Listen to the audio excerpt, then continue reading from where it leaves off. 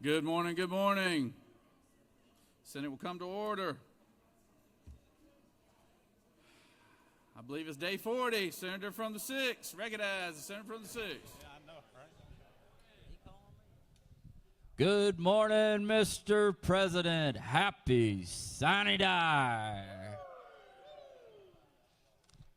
Mr. President, we've got a great group of pages here today that are going to help us get through the people's business in the Georgia State Senate. Out of Bogart, we've got Luke Addison. From Johns Creek, Justin On. From Atlanta, Harrison Chapman. From Columbus, Christina Kristoff. From Dawsonville, Luke Denuser. From Blairsville, we have the niece of Austin Bryson, and her name is Lexi Davenport. From Cumming, we have the daughter of the great senator of the 27th, Naomi Dolezal, and tomorrow is Naomi's 13th birthday. So happy birthday, Naomi. From Dawsonville, Rhett Folsom. From Marietta, Isabella Gant. From Dunwoody, Eitan Helid. From Athens, Bennett Hicks. From Marietta, Alec Huff. From Marietta, Alexander Judge III. From Toccoa, Zoe Moore. From Decatur, Sonoma Oster. From Temple, we have Ansley and Gabriel Parker, who are double cousins. Double cousins. Their dads are brothers and their moms are sisters. Isn't that interesting? Out of Brunswick, Lillian Roberts. From Hayhira, Logan Rogers. From Marietta, Diana Rodriguez Osorio. From Dacula, Joshua Rogers. From Marietta, Trinity Seals. From Tallapoosa, Grayson Smith. From Toccoa, Jerice Ware and Cohen Whitmire, also from Toccoa. And from Macon, Bishop Wilkins. From Ackworth, Jack Williams and Samuel Williams, two brothers. And from Johns Creek, Liberty Wise Pearl. And from Atlanta, Victoria Yon. Y'all give these pages a big round of applause. We've got a full day of work for you, and we appreciate you being here. Mr. President, I was up all night reading this journal. It's so thick and heavy, I might need help taking it down to the rostrum. But it has been read and found to be correct. All right, Senator. I bet you'll be glad when those things get on audiobooks, won't you? No, I don't have an attention span for that. All right. And thank you for all the pages. We greatly appreciate y'all being here today. And always, we've had a good group of pages this session. So glad to have each and every one of y'all.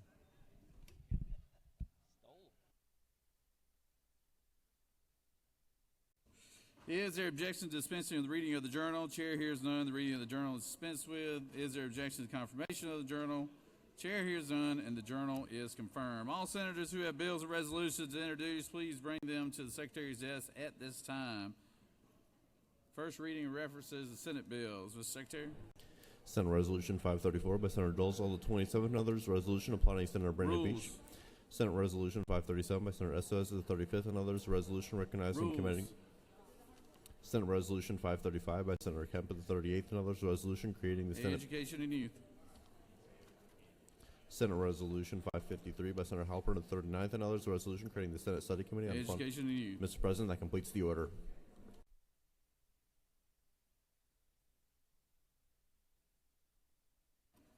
Secretary will read reports of standing committees. Mr. President, the Senate Committee on Agriculture and Consumer Affairs has had under consideration the following legislation. I instruct me to report the same back to the Senate with the following recommendations. Senate Bills 365 do pass. Respectfully submitted, Senator Goodman, the 8th District Chairman. Mr. President, the Senate Committee on State and Local Governmental Operations has had under consideration the following legislation and instructing me to report the same back to the Senate with the following recommendation: House Bill 709 to pass, House Bill 819 to pass, House Bill 838 to pass, House Bill 849 to pass, House Bill 820 to pass, House Bill 836 to pass, House Bill 860 to pass. Respectfully submitted, Senator Dixon, the 45th District Chairman. Mr. President, that completes the order. Secretary read bills and resolutions for the second time. Senate Bill 365 by Senator Watson, the 11th, and others, Georgia Meat and Organic Produce Transparency and Safety Act and Act. Mr. President, that completes the order. It is now time for the morning roll call. Are there any motions to excuse? Recognize Senator from the 33rd. Thank you, Mr. President. Good morning, y'all. Sine die. I ask for unanimous consent to excuse the senators from the 35th and 43rd for business inside the Capitol. Without objection, senators from the 35th and 43rd are excused. Any other motions to excuse? Recognize Senator from the 15th. Thank you, Mr. President. I ask unanimous consent to excuse the senator from the 9th. Without objection, Senator from the 9th is excused. Recognize Senator from the 52nd. Thank you, Mr. President. I ask unanimous consent to excuse the senator from the 49th. Without objection, Senator from the 49th is excused. Recognize Senator from the 41st. Thank you, Mr. President. I ask for unanimous consent to excuse the senator from the 26th. Without objection, Senator from the 26th is excused.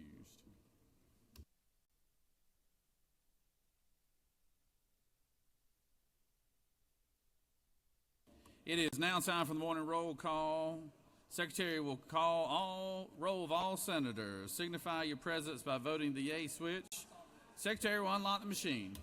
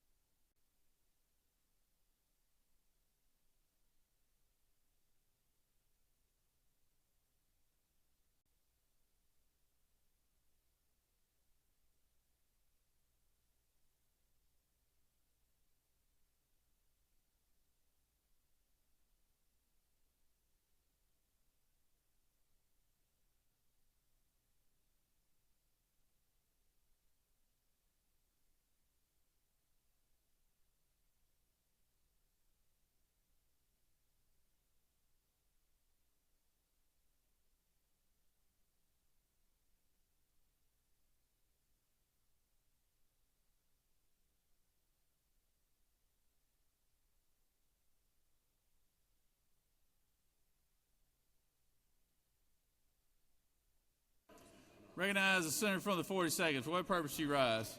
Mr. President, a point of order. All right. State your point of Mr. order. President, isn't it true that it's a great tradition in this body that our Lieutenant Governor throws out the first pitch on day 40? I don't know if that was much of a tradition. I definitely don't think it was that great either. But here you go, right there. How about an orange?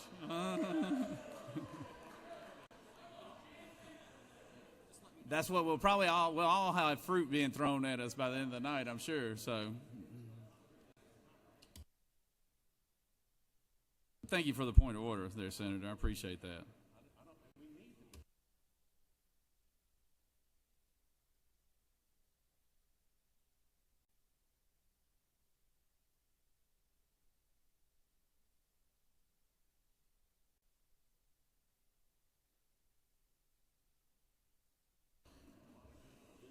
After the devotion, I do want to recognize some members in here that woke up feeling very brave and bold about their sine die outfits here. So I do want to recognize a few of those.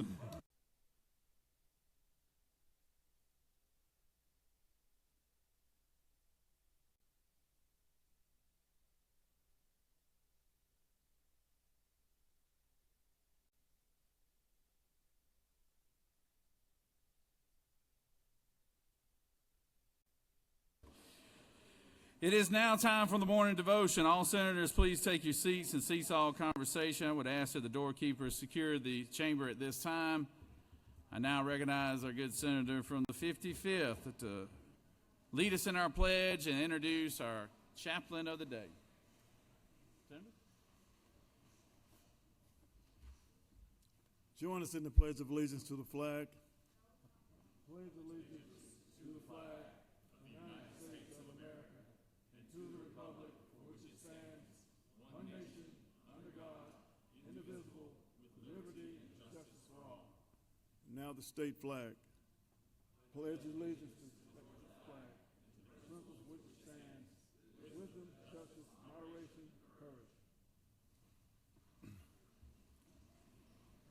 Mr. President and distinguished members of this august Georgia Senate, distinguished members, it is my distinct honor and privilege to welcome to this chamber a dynamic leader, a compassionate servant, and a voice of hope for countless individuals across our state and nation, Dr. E.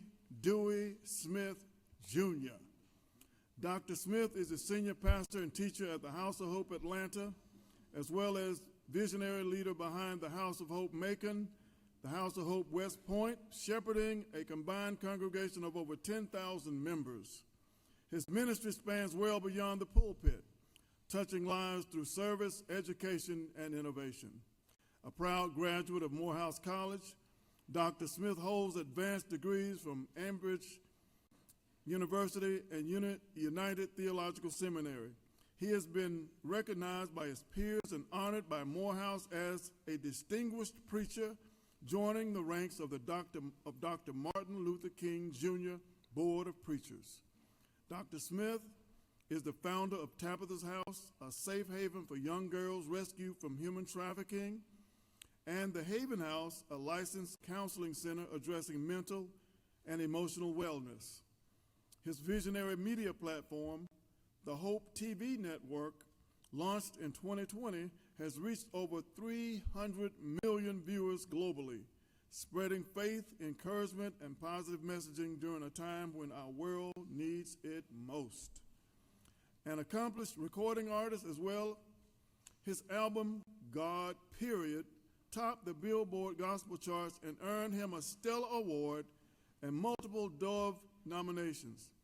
Above all, Dr. Smith is a devoted husband to his wife, Andrea, and a proud father of his two sons, Kamari and Kaylin.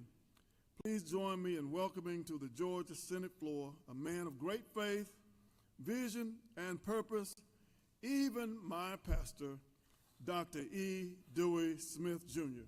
Thank you, Dr. Pastor. Dr. Smith. Thank you. Yes, sir. Certainly, Mr. President and Senator Mangum and the distinguished members of this body, it's a joy and a privilege to have an opportunity to share with you on today.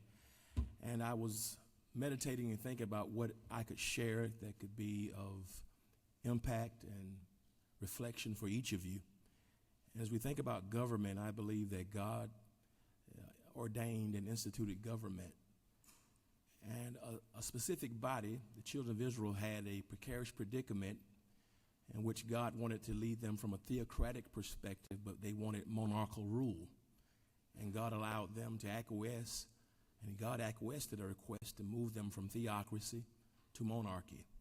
And so King Saul and King David and King Solomon were the premier monarchs of Israel's history. Their fourth king was a gentleman whose name was Rehoboam. And it was during Rehoboam's reign that the nation of Israel, which had a prior history of schisms, began to really face insurmountable division where clarity and moral courage was needed. And so during that time, Rehoboam made some decisions that I think are decisions that we should examine within our own lives, and particularly as you make laws for this great state. Rehoboam made some critical decisions that fostered the division and fostered the negativity for Israel and led to some circumstances which were not able to be fixed appropriately. Rehoboam, in 2 Chronicles chapter 10, does three things that affected Israel in a negative way from a governmental perspective. The first thing that Rehoboam did, that I want to challenge you and challenge all of us not to do, is that he failed to follow prudent advice. As he was trying to make a decision about the unity of Israel and how Israel could move with forward dispatch, unfortunately, as he sought direction from those sages, from those who had been around Israel, and they offered him advice and offered him some suggestions based upon their experience, based upon their service with King Solomon, based upon their knowledge of previous administrations. And Rehoboam failed to listen to the sage advice. We have to be careful that each generation that comes about, that although innovation and iteration are important, it's also important that we don't just discard those who've solidified what we do, our systems. Seemingly there is this attempt to want to just discard those who have gone before us. We must understand this great state has been around for a very long time, and to just discard those who've laid foundation would be problematic and dangerous for our state. So he failed to follow prudent advice. But then secondly, he was focused on pride and his arrogance. Instead of listening to the wisdom of the sages and those who had served, those who had experienced, he surrounded himself with his own colleagues who were youthful, who were amateurs and neophytes. And instead of listening to the sages, he listened to those who had their own self-interest. And they told him to not pay attention to the advice of the sages. They told him to be about your own pride, and they made him feel more significant about himself than he should have. He listened to the wrong people, and as a consequence, the controversy in Israel increased the more. The third thing that he did was not only did he not follow prudent advice, and not only was he following and focused on his own pride and arrogance, he wanted to be puffed up. But the third thing that he did is that he foolishly increased the people's adversity. They went to him to talk about some of the issues, some of the challenges of the previous administration, taxes and other ills that had been perpetrated by his father, King Solomon. But instead of listening, instead of trying to come to a happy medium, what Rehoboam did, he said to the people, as he listened to the words of the neophytes, he said, my father may have disciplined you with whips, but I'm going to discipline you with scorpions. And so instead of trying to alleviate and bring people together, he made the people's adversity even more difficult. As a consequence, in 931 BC, the nation of Israel split in twain, and with the 10 northern tribes choosing their new king, whose name was Jeroboam, and Rehoboam being subjected to the 2 southern tribes.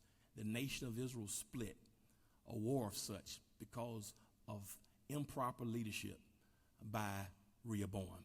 And so today I want to challenge you to not be Rehoboam.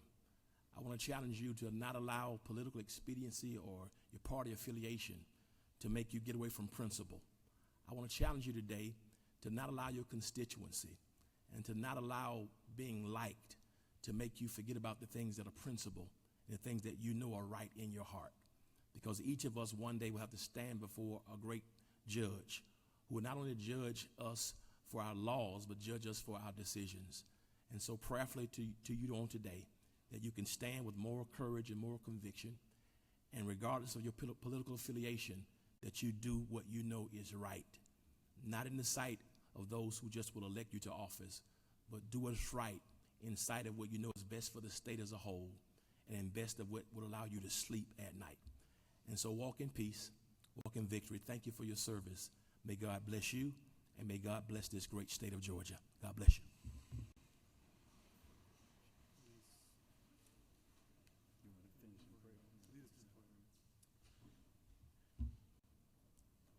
Eternal God, how thankful are we for the privilege to serve in government.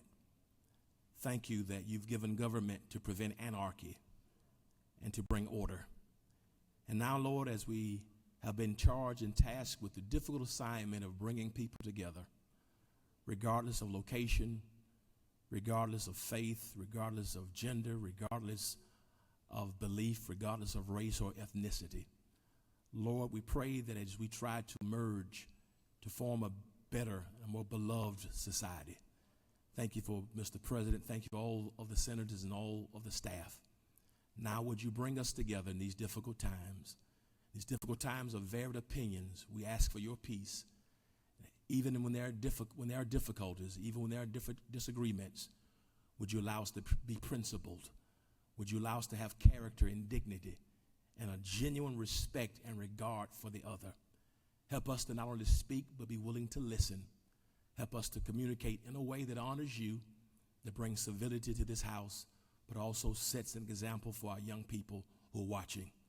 We need your peace. We need civility. Bring us reconciliation.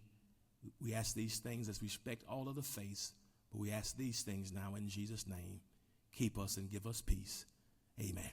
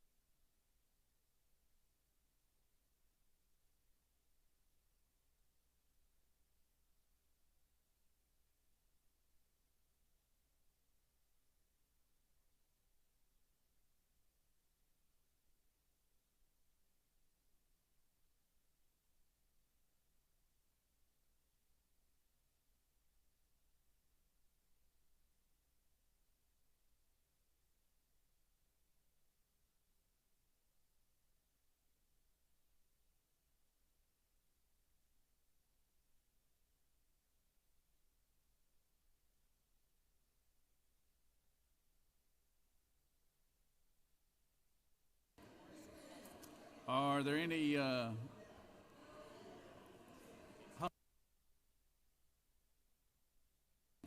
there any unanimous consents?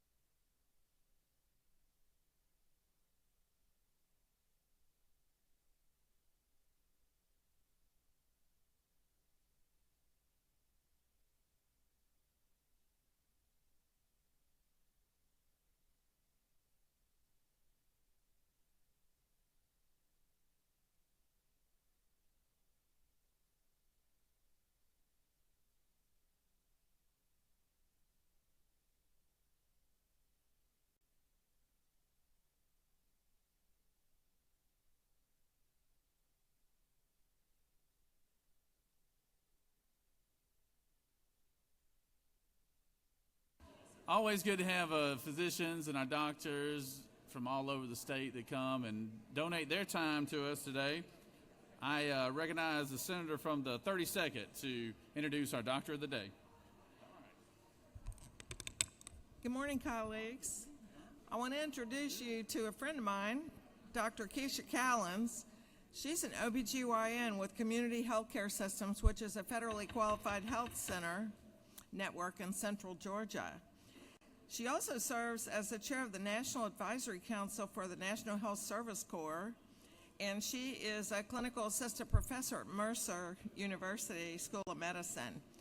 She also serves on the board of the Sandra Deal Literacy Program. She has a lot of different roles that she fulfills, but I'm not going to go through all of that with you or would be here even longer.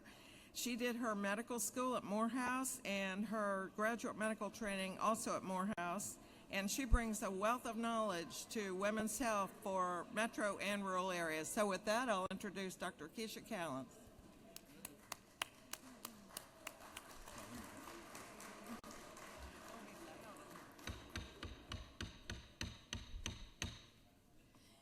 Good morning.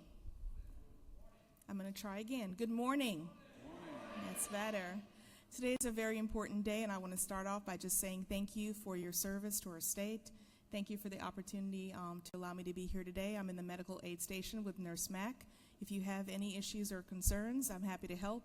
I am an OBGYN, but if you're a guy, I can probably break protocol and help you. So don't be scared to come by because I'm an OBGYN.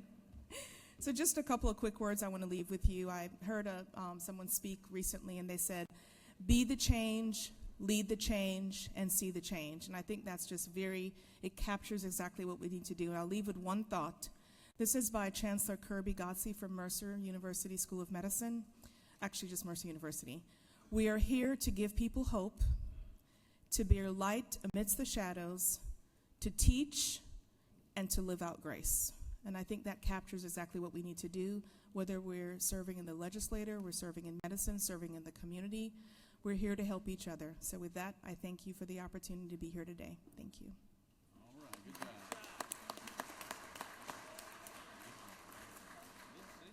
Yeah, absolutely. Good to see you.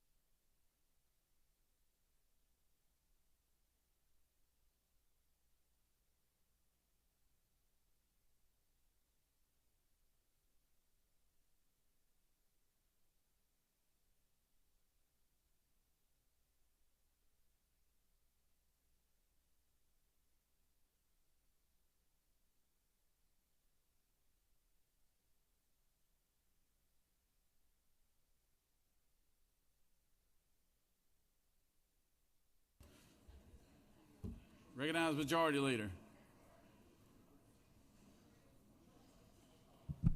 Mr. President, I ask for unanimous consent that the Senate Rules 3-1.2 and 4-2.1 paragraph A be suspended to allow for the first reading and assignment of 6 Senate bills.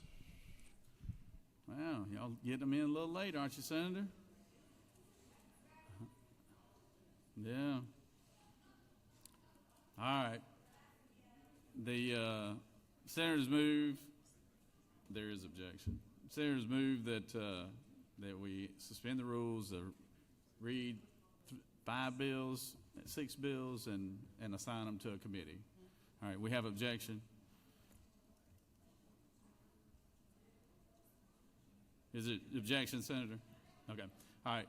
So we have objection. All those in favor of objecting to the rules will vote yea. All opposed, nay. Secretary, unlock the machine.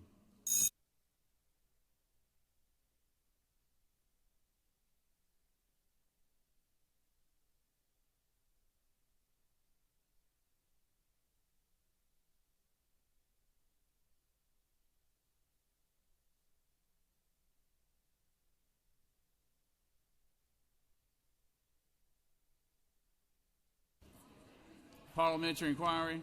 Parliamentary inquiry. Isn't it true that a green vote will allow these bills to be read in today? Senator knows what he speaks.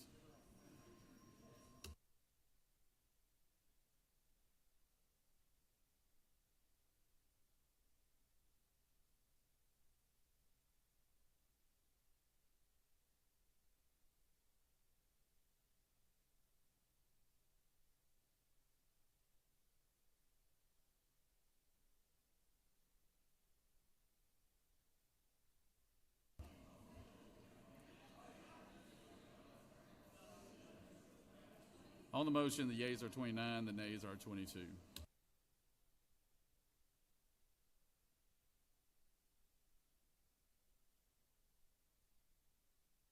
Secretary, read So you had to have 2/3. You have to have 2/3, so the motion failed.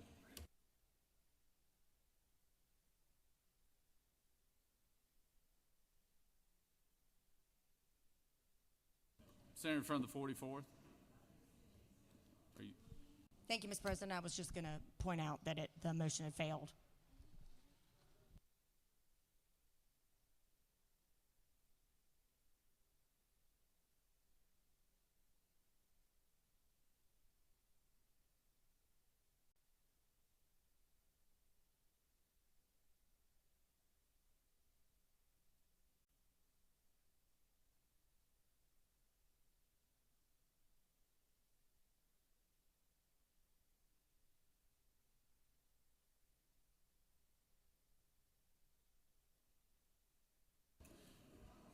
All right, we've got a special presentation here today.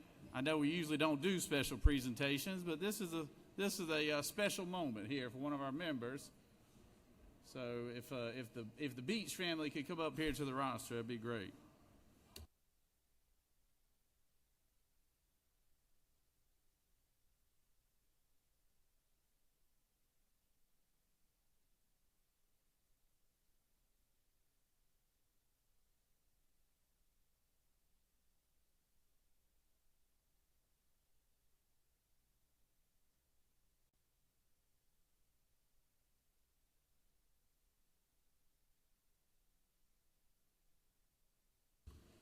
Obviously, this is going to be Senator Brand. I'm going to break the rules, okay? So y'all bear with me.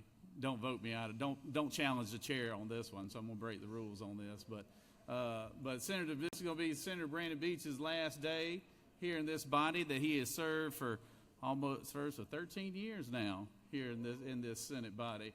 He and I first got elected together. We were both freshmen. He came in a special election, I believe, so he came in a little bit late, and all I ever heard about throughout the state was this man that served on the DOT board named Brandon Beach, and when I heard so much about what an unbelievable person he was, what a public servant he was, what a powerful individual he was from North Fulton County, I just knew I was going to meet a man 6'5" that looked like Superman. But Beach has been a great friend to me and to others in this room, and his family has been very, very good to our family. Chantel and Jan have a special relationship. So I want the secretary to read a resolution. I'm going to let the senator from the 27th say a few words, and then we have a parting gift for him here.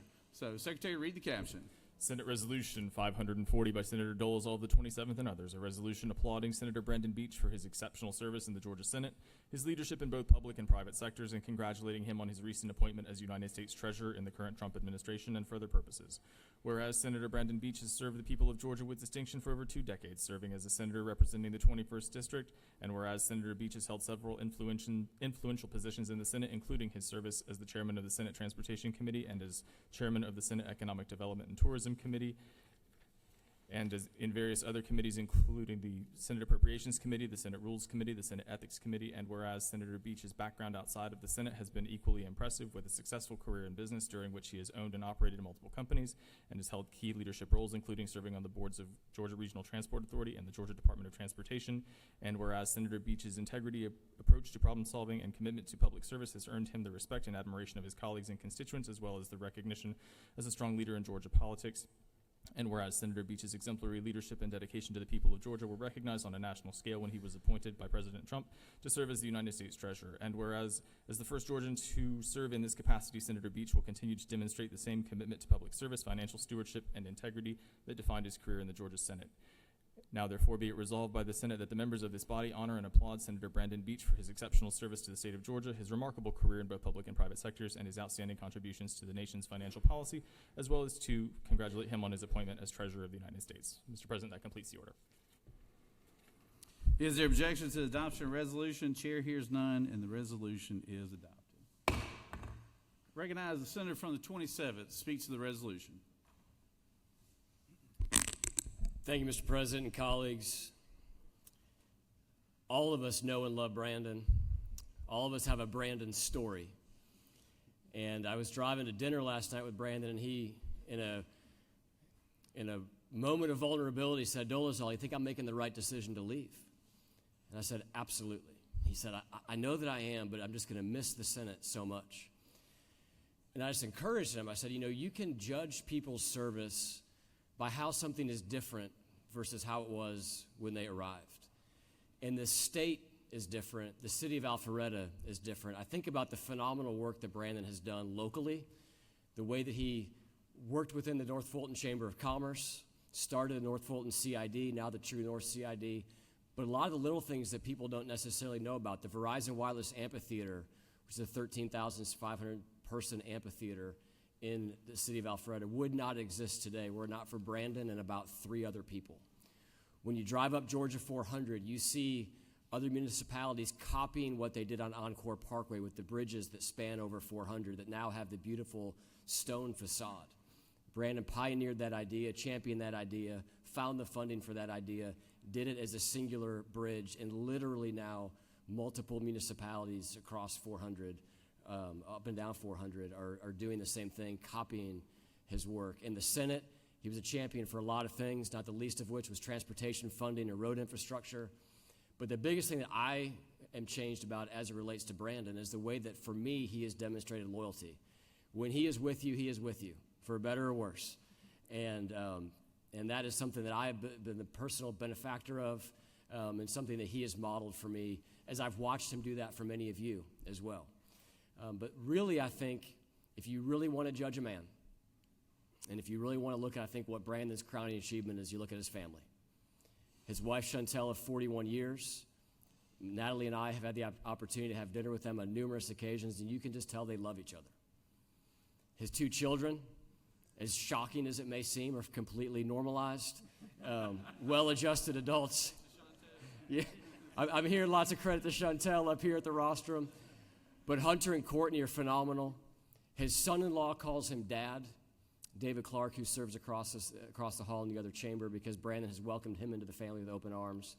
And then if you've ever had the opportunity to listen to him talk about one of his 5 grandchildren, or seen the way that they respond to him, you know that is the crowning achievement of his career. So, Brandon, it's been an honor for each and every one of us to serve with you. Governor, I know we have a very, very special presentation. You'd like to share a few words as well. But Brandon, thank you for the friend you've been to me, the model that you've been in this chamber to so many of us. And Governor, I'll let you close it out here with your presentation. All right. I'm gonna give you our little gift after you speak, because I know you're gonna get all teary-eyed here. So, and we want to see them flowing here at the end. So when you'll be smiling. So, Senator Beach, let's give Senator Beach a big round of applause here.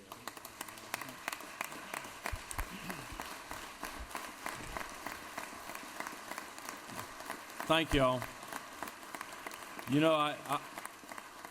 I'm not an emotional person, but I am overwhelmed today. Thank you.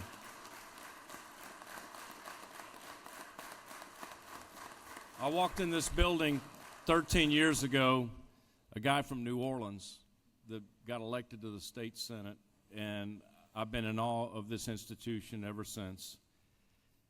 We do great work here, and I want to thank my wife and my children. I couldn't do this without family. Everybody that sits in this room, your family takes a sacrifice for you to sit here, and I want to thank them. But I want to also tell you that I love this institution. I love the General Assembly, but I love the State Senate. Thank you for the resolution, the Senator from the 27th. Bert, you're my dear friend, and I look forward to you continuing to do great things for the state of Georgia. And I just want to tell you thank you.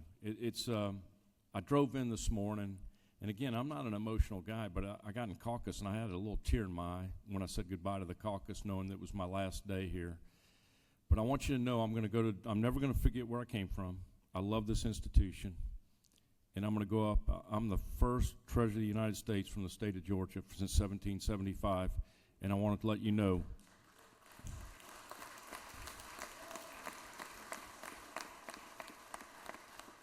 I want to let you know I'm going to go up there and represent the state of Georgia and do a good job for you guys, and my name will be on the money. So when you get that, you'll like that. It's called Beach Bucks. I like it. But anyway, thank you all very much. I love you guys. I love this Senate. And keep doing great work for the state of Georgia, and let's keep doing great things. Thank you very much.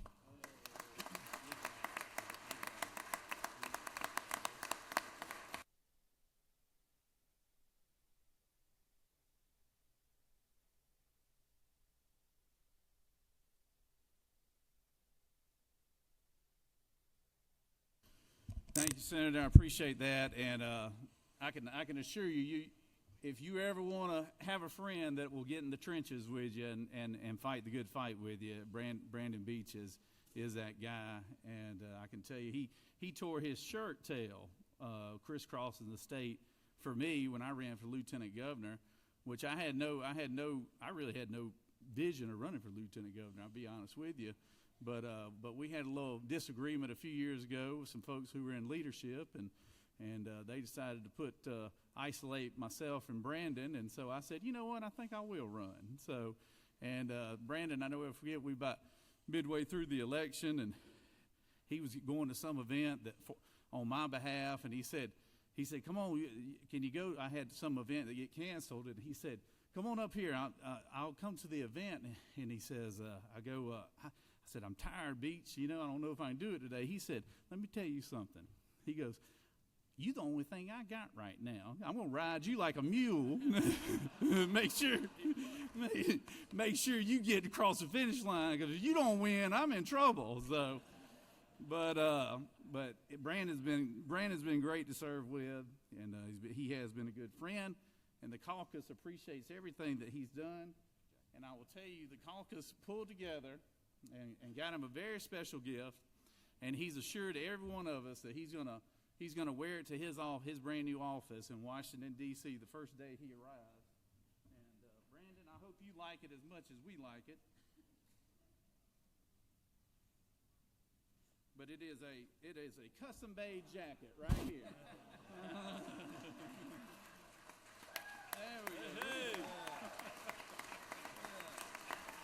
Beach Bucks. Beach Bucks. Thank y'all. Hey, and in closing, I do want to thank the staff of everybody's staff. Thank you for my staff, for Lori Ann and Brad and Lieutenant Governor's staff. We don't do this by ourselves. It's the staff helps us, and thank you guys for all y'all do. Thank you very much. Love you guys. Go Georgia.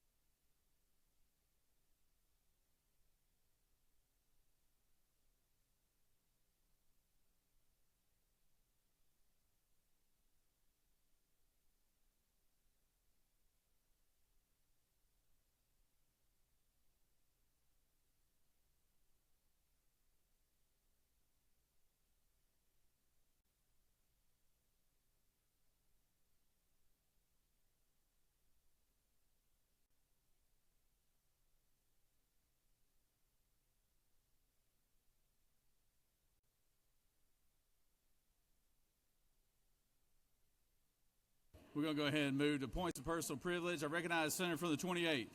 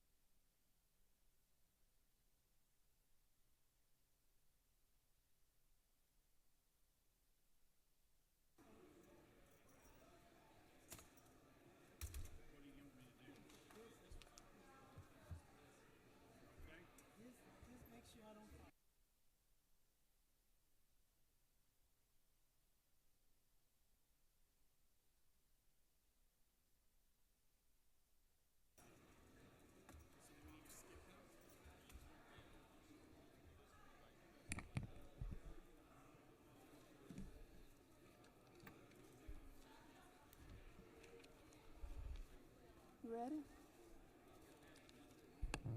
Ready? Thank you, Mr. President. First, let me say congratulations to a great man that I've had an opportunity of serving with on his committee, Senator Beach, Chairman Beach, and now U.S. Treasurer Beach is an outstanding man, and let's give him one more round of applause. Gonna miss you. But I stand today in black because it is a sad day when I remember one of the darkest days in American history. Today, the assassination of Reverend Dr. Martin Luther King Jr. happened April 4th, 1968. That's when the world lost a great man of God, a great man of courage, conviction, and compassion. And as he stood on the balcony of the Lorraine Motel in Memphis, Tennessee, on that 56 years ago, he died. But what he stood for will live forever. As a young person at that time, I had the honor of knowing Reverend Dr. Martin Luther King Jr. My mother and father grew up with him, went to school with him, and marched with him. I was too young to march, but my mother wouldn't allow us to, but we were on the sidelines cheering them on. So I saw firsthand the strength of his spirit, the gentleness in his leadership, and the fire in his commitment to justice.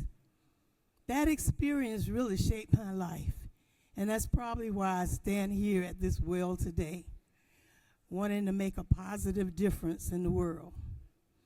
And his works continue to guide my works.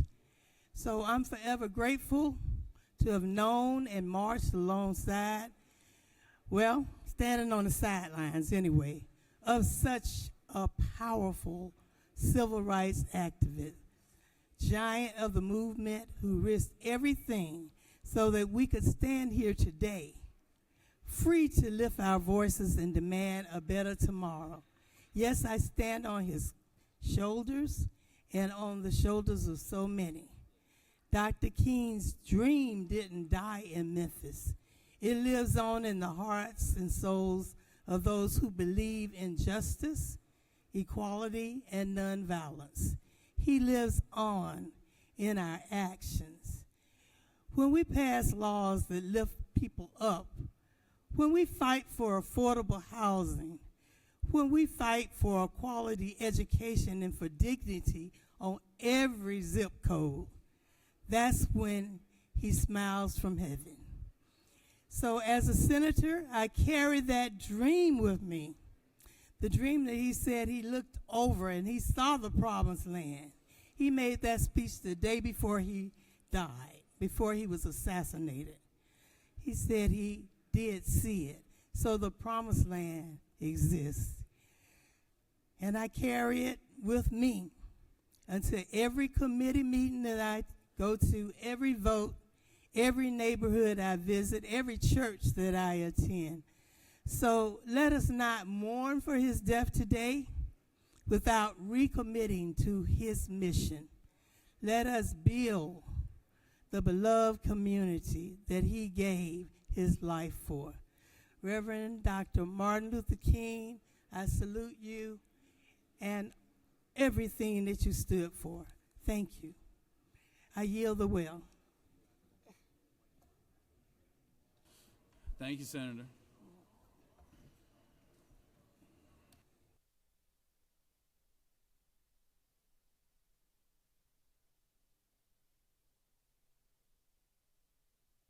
Recognize the senator from the 9th.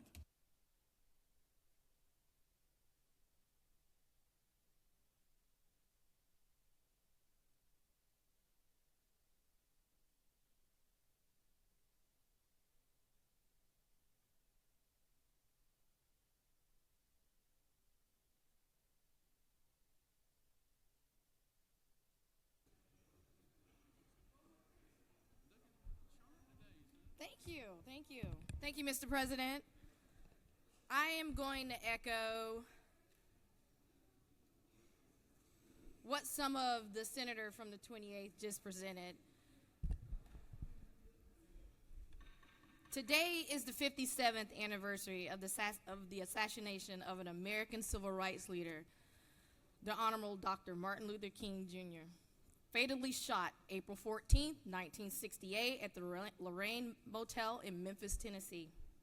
I made a request as chair of the Georgia Legislative Black Caucus members to wear black today to memorialize his death and to acknowledge the tragedy of losing one of America's greatest advocates for social justice. And also to protest the injustices that are happening here in Georgia as well as nationwide. Across the nation, we have seen a coordinated attack on black history and institutions that are extremely important to the black community as a whole. And unfortunately, these national issues have been brought to the state of Georgia, and it is disappointing. Republicans in this chamber have made decisions worth mourning. We mourn the loss of respect for diversity in favor of embracing racist ideologies. We mourn the loss of the respect for humanity in favor of hating immigrants, bullying the LGBT community, and denying those with serious healthcare issues medical coverage, and selling out our citizens in favor of big business and big money. Dismantling our democracy, worthy of mourning. There is nothing worth celebrating in this chamber today besides we're ending. I hope this body will take a different approach to solving problems and settling different disagreements today. A better one than what we saw on Wednesday, as Republicans in this body couldn't even bring the fight to us properly and cut and run, instead of allowing us to represent those voices that we represent back home and stay here. If you're going to put a bad bill here, stay here and fight us on it, even if it took all night. Today, we should carry the spirit of Dr. King and keep his legacy in mind as we bear the task of making decisions that will impact 11 million people who live in this state. People I love in a state that I love. And I'm very disappointed by what has been happening this session. And we must use this day, this final day of the 2025 legislative session, and try to cooperate and pass legislation that will actually substantially improve the lives of all of our constituents. And with that, Mr. President, I yield the well. Thank you, Senator. I've got a special guest here. I'd like to just quickly introduce to the chamber here. We have our new labor commissioner here, Miss Barbara Holmes from down in Albany, Georgia. So let's give Commissioner Holmes a warm welcome here, Senator.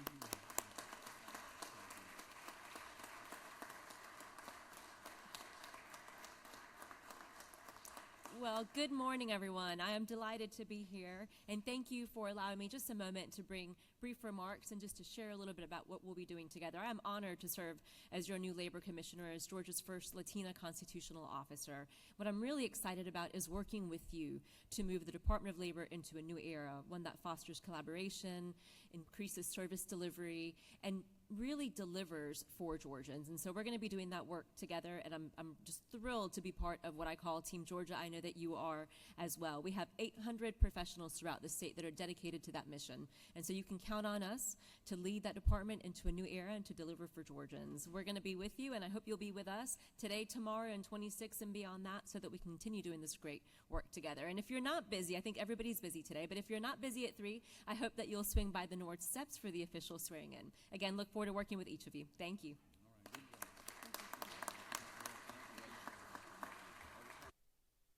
Recognize Senator from 38.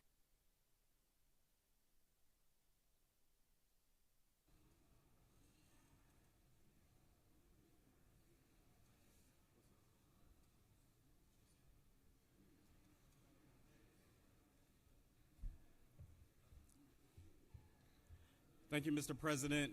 Colleagues, I rise today still reeling from what we did on Wednesday, and since I wasn't able to speak to the bill that was abruptly cut off in the middle of the night, I want to share a few words about the fact that we sent a bill over to the House that prevents efforts to combat racism. We discussed this in committee and made the most minor of amendments, in case you did not notice. In the bill, it says that they cannot promote anti-racism with a capital A now. Originally, it was a lowercase a.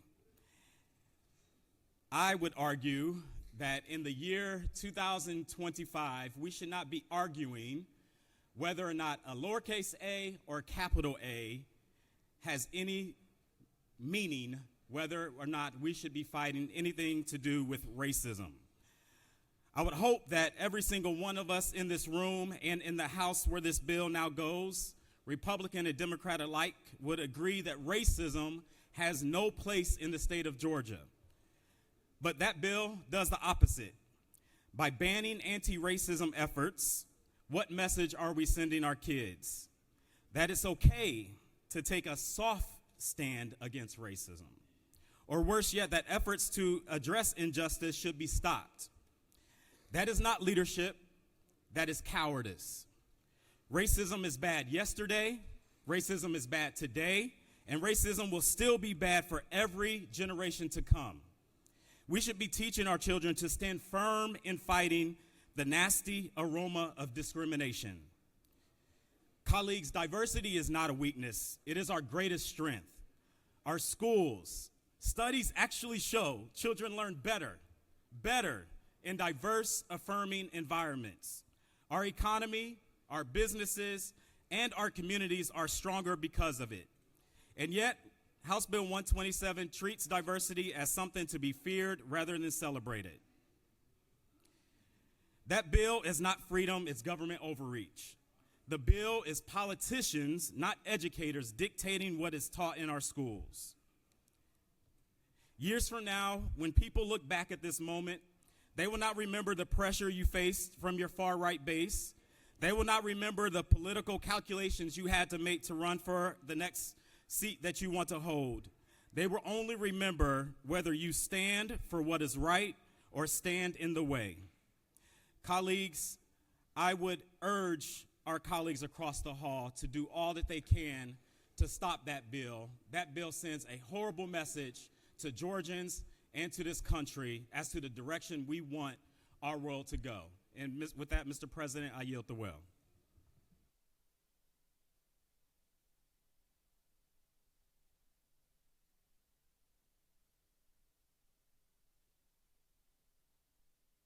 Recognize Senator from the third.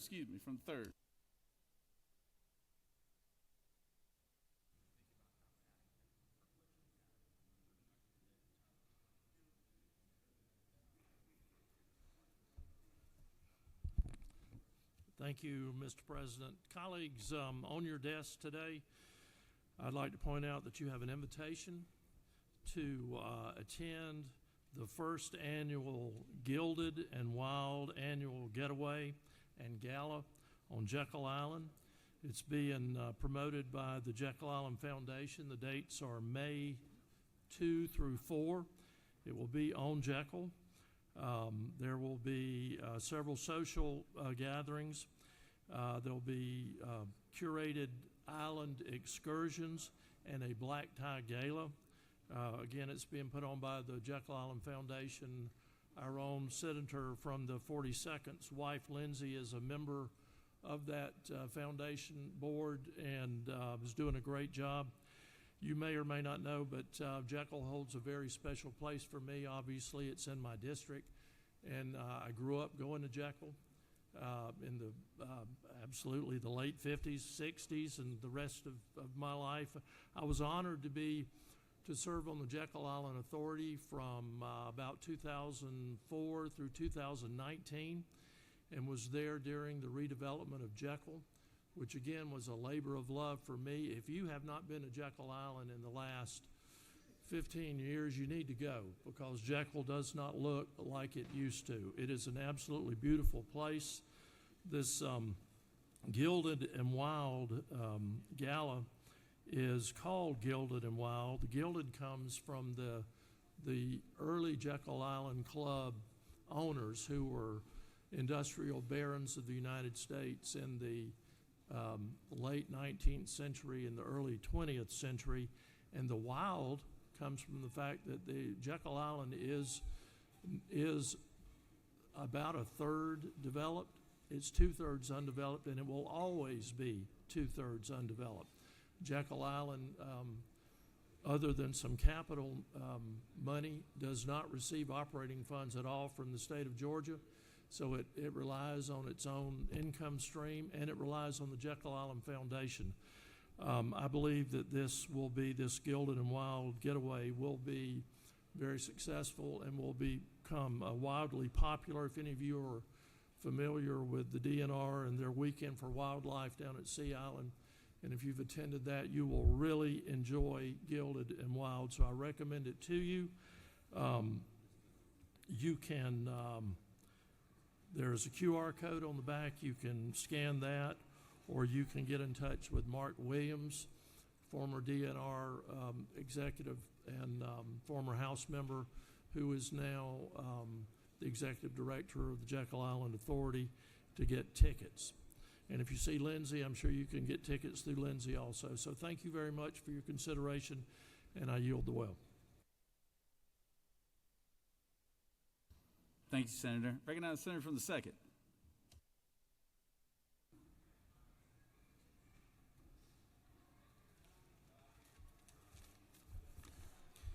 Thank you this morning, Mr. President. Colleagues, this morning I do rise on a more somber note. This past week we had two of my constituents that passed away. One is Lieutenant Marcus Graves from the Chatham County Police Department, who retired from the Savannah Police Department and went to serve in our county police department after an illness. And the other one is someone who absolutely was like a father to me, and that's Mr. Charles L. Gordon, also known as Flash. He, again, star athlete player, just huge individual. He also helped to found the 100 Black Men of Savannah. Good family, and glad to be a part of their family. So my thoughts and prayers go to his wife, Janelle, and to my cousins, Craig and Gary and the loss of their father this morning. And so I would just ask, Mr. President, for a moment of silence for Lieutenant Marcus Graves and Mr. Charles L. Gordon. The senators asked for a moment of silence. Let's please stand and honor the senator's request. Thank you, Mr. President. Thank you, Senator. I see we have a former colleague on the floor, my good friend, the man from Savannah, the other man from Savannah, Georgia, Senator Lester Jackson. Let's give Senator Lester Jackson a big round of applause. Senator, how many years did you serve in this chamber? 14. And then you were in the House before that, right? 10 years in the House and 14 in this? Well, I don't know how you look as good as you do then. It's been that much time. Glad to have you, Senator. Recognize the senator from the 54th.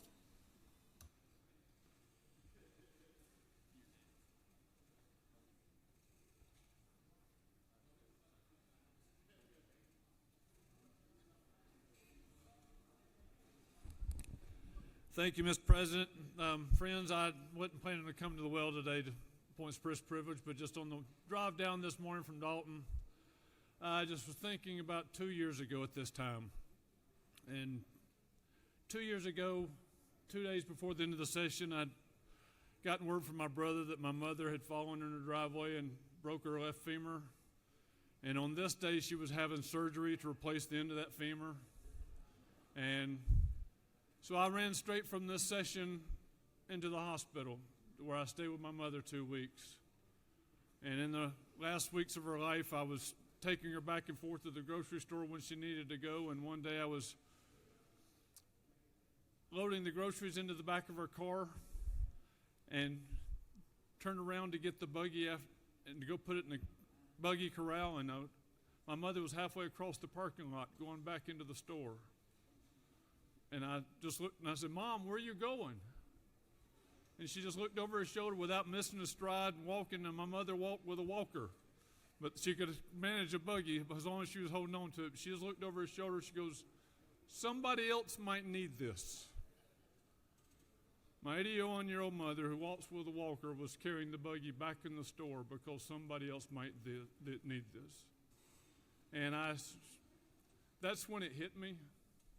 You know, I've always given my father as my greatest civics teacher and history teacher. For so many reasons, he's why I'm in the Georgia State Senate today. But I've always given all that civics and history lessons the reasons why I jumped out of airplanes as a paratrooper in the Army. I gave all those civics and history lessons to why I would wipe the spit from my face when a 16-year-old just spit in my face as a probation officer without allowing myself to be angered because I was the only thing between that kid and the cliff. And then all of a sudden it hit me at that moment. You know, it was my father's wisdom and knowledge that he gave me that propelled me, but it was my mother's heart. It was her heart that I chased out the door in an airplane 46 times. It was her heart that let me wipe the spit from my face when a 16-year-old was lashing out at the world.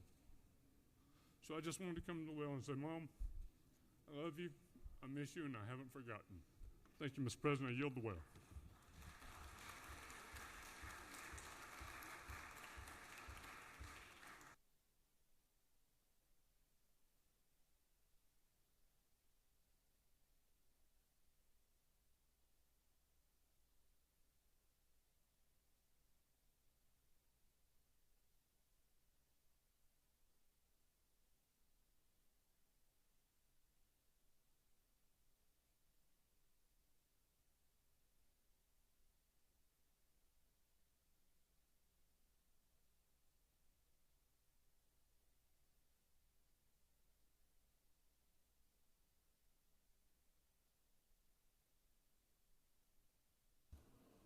Senator, I appreciate that message today, and I'm sorry for your loss. I know it still hurts even as time goes by, but I know from the stories you told me she was a very, very special lady. So thank you for sharing that with us today. Senator from the 53rd.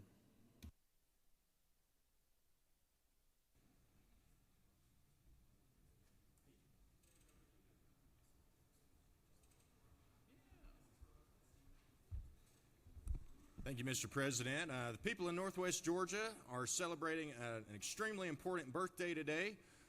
Everett Plant is turning 100. He is a World War II veteran. He served under George Patton. He even received 2 Bronze Stars. So please wish Everett Plant a big old happy 100th birthday. Thank you, Mr. President.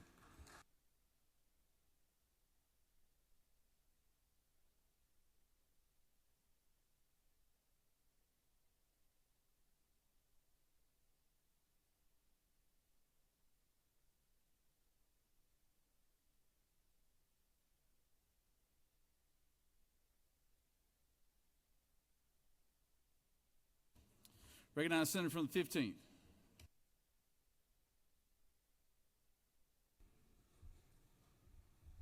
Thank you very much, Mr. President. I would like to take this occasion to introduce the new top cop from Macon County, Georgia, a former corrections officer for 28 years, and he promised to put a new face, a new hope on the law enforcement, being the top cop for Macon County in that area. And I've got great hope, and he has great promise. We have great hope for you, and we pray for you.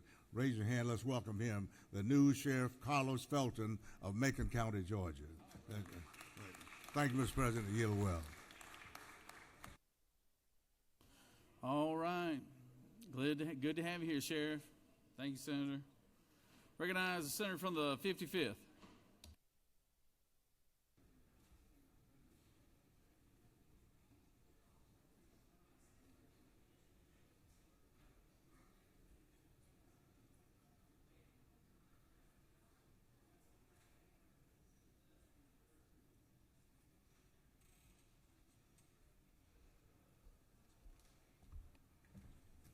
Mr. President, colleagues, I too rise today to note the death of Dr. Martin Luther King, and I am still reeling over passing the DEI bill in the middle of the night, 1 o'clock in the morning. It is still deeply disturbing to me. It is deeply disturbing to the people that I represent. It is deeply disturbing to the foundation of this great country. Why? Because we continue to fight over this notion of diversity in America. This notion of diversity, equity, and inclusion. This notion, will we have one nation under God, indivisible, or whether it will be divided, whether we will be inseparable, or whether we will be segregated. Diversity, according to Oxford, is the state of being diverse, variety, the practice or quality of including or involving people from a range of different social and economic backgrounds. Equity, to value diversity means to recognize, appreciate, and respect the differences between individuals, groups, fostering an environment where everyone feels safe, included, and respected for their unique contribution. Equity, of course, is fairness and justice. Whereas equality means providing the same to all, equity means recognizing that we do not all start from the same place and must acknowledge and make adjustments for the imbalance.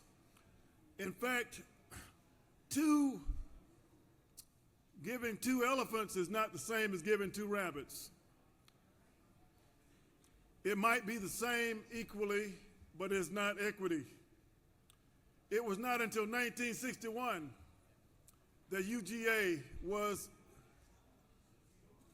desegregated. It was 1895 that we had the Atlanta Compromise, where we accepted separate but unequal. It was supposed to be separate and equal, but it was inherently unequal. And I now come today to say that we must not allow democracy to die in the darkness. When we were not allowed to bring amendments to this floor, it was reminiscent of days that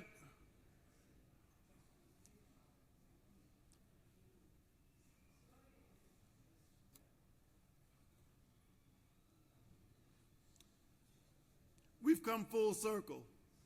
1954, fighting over education, where little black boys and little black girls could not go to school with little white girls and little white boys. Our nation will be judged by the character, the content of our character, and right now our character is being severely tested. Will we rise to the occasion? Will we exclude? In 2023, there were 65% white, 7.5% black Americans in the University of Georgia. In 1995, it was 11%, almost 12%. The population of Georgia is 26% at that time, almost 32 to 35% now. But the rate of educated African Americans in the University of Georgia is now only 7.5 and decreasing. It has started decreasing ever since you got rid of affirmative action. And now you have come with a bill where you cannot even say anti-racism. You cannot even say the words or risk losing a scholarship. You cannot say the word with respect to post-secondary institutions. Any effort to promote as official position of the post-secondary institution a particular widely contested opinion, an opinion referencing unconscious or implicit bias, cultural appropriation, allyship, gender ideology or theory, microaggression, group marginalization, anti-racism, systemic oppression, social justice. The word social justice so commonly used, intersectionality, neo-pronouns, heteronormality, disparate impact, which is in all of the constitutional law, racial privilege, sexual privilege, or any similar or related formulations of these concepts is now threatening the scholarships and money. Ladies and gentlemen, we can do better. We can do better. We must do better to save this great democracy. Rome was not torn from outside, it was torn from within. And we are threatening the very foundation when we limit the First Amendment right to just have a different opinion, to silence people in this row. I can see where you will engross every bill of controversy, where you will not allow anyone. You'll have a meeting before the meeting, come in here and bring the law you want to pass and rubber stamp it. That's not democracy. Democracy dies in darkness when you cannot at least give another opinion. I love you. God bless you. I yield the well. Thank you. All right. Thank you, Senator. And I remind all the other senators, I didn't want to cut that senator off, but I do want to remind you it's 3 minutes. So please try to keep it as close to 3 minutes as possible. But anyways, I didn't want to cut you off, Senator. Recognize Senator from the 5th.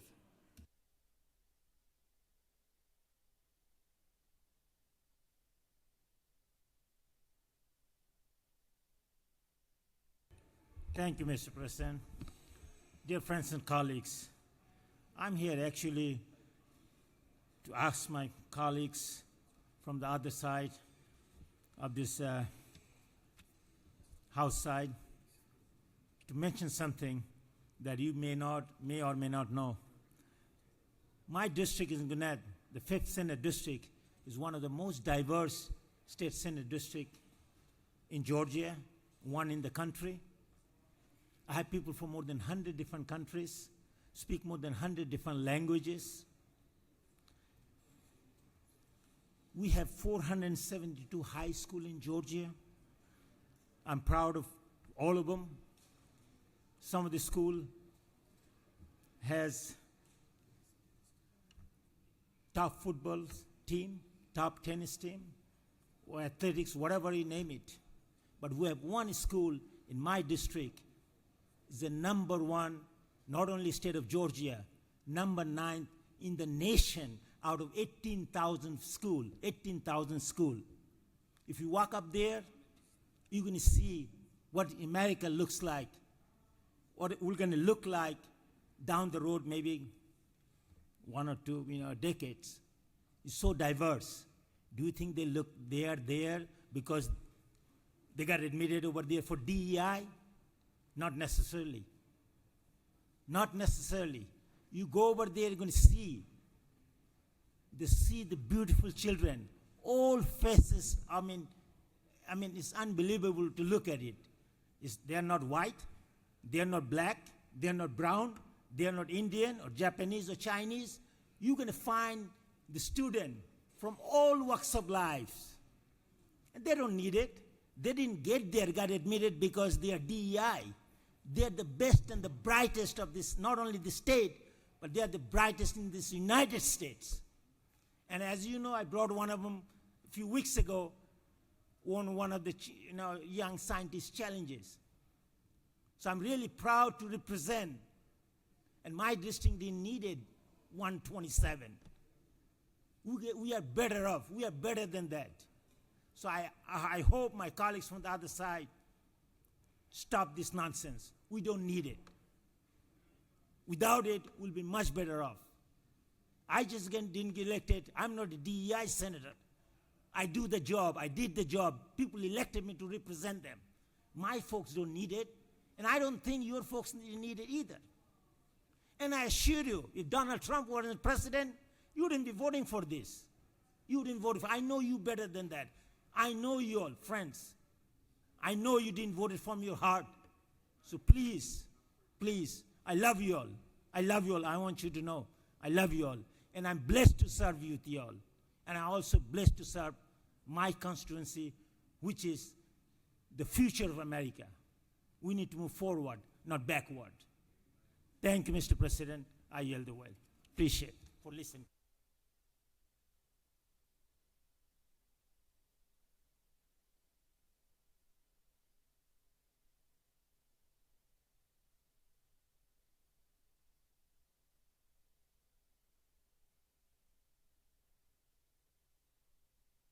Recognize the senator from the 10th.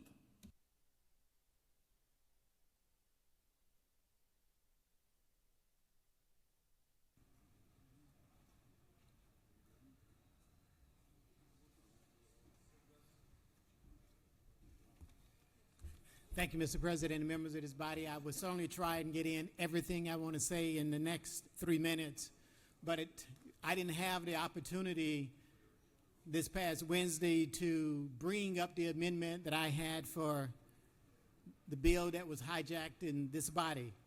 But I had a very simple amendment that I'm sure everyone in here would have supported. That simple amendment says if you're going to ban DEI, then you should ban DEIW. And let me explain to you what that means. When you talk about diversity, equity, inclusion, we got to have a conversation in these United States about wealth as well. We got to understand the importance of wealth and the role that it plays in our colleges and universities, and even getting those admitted that aren't even qualified, except that they come from wealthy families and they have the income to get in these great institutions. When we talk about wealth, let me just tell you something about the disparities in this country. The top 10% in this country hold well over 67% of the country's wealth. The bottom 50% hold less than 2.5% of the wealth in this country. The top 10% had a wealth on average of about $6.5 million. The bottom 50% of wage earners in this country had an average wealth of a little bit less than $51,000. In 2022, the most recent numbers that I could get, the median wealth for whites was 6 times that of people of color, and I do mean blacks and Latinos as well. You see, we can't have a conversation about diversity, equity, and inclusion without having a conversation about wealth in this country. I'm reminded of one of my favorite biblical verses. It goes back to 1 Timothy in the 6th chapter, in the 10th verse, and it says, "For the love of money is the root of all evil." For the love of money is the root of all evil. So when we're talking about policies that's been put together to eliminate diversity, you got to include the conversation about wealth. And to me, wealth defines that mobility, that upward mobility that people of color certainly would have an opportunity to attain. you know, there are times in the last minute I just want to talk about my own personal experience, by the way. And I can tell you that I was raised in a very, very poor family that really didn't have much of anything other than the relationships we had in the community. When I went to college, I had to work, I had to earn scholarships, and I had no one who funded my education. But I can tell you the classmates that I set aside within the Ivy League towers that I went to, sometimes I felt inferior. Sometimes I felt like I didn't have what it takes because they had so much more of an advantage than what I had. But the one thing that I did have was an attitude where I went out and I worked much harder than anyone else. I had that intestinal fortitude that people of color have to have if they're going to succeed in a world that truly should be colorblind. So I said to my colleagues today, when we have this discussion about DEI, we got to talk about the corrupted influence of wealth in this country. Thank you. I yield the well.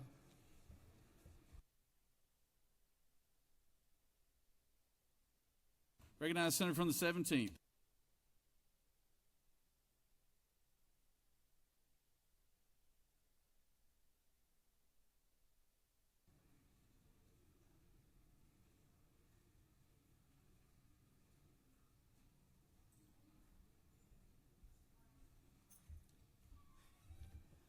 Thank you very much, Mr. President.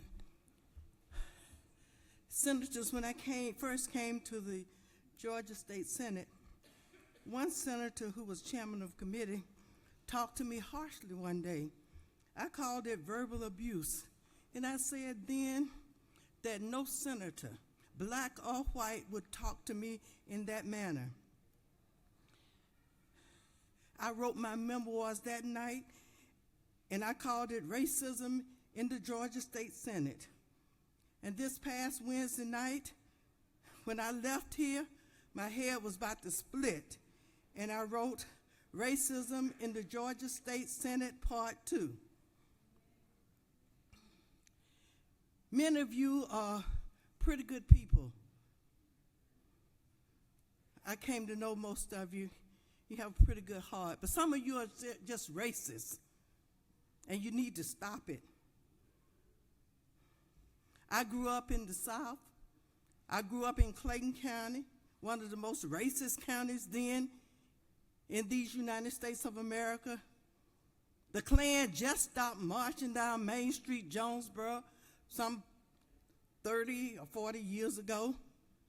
I was sitting in meetings, talking to people, generally all white groups, asking about inclusion. Can we have inclusion of everybody? And then they turned to me and said, I have black friends. They come to my house. We're not talking about that. We're talking about real inclusion.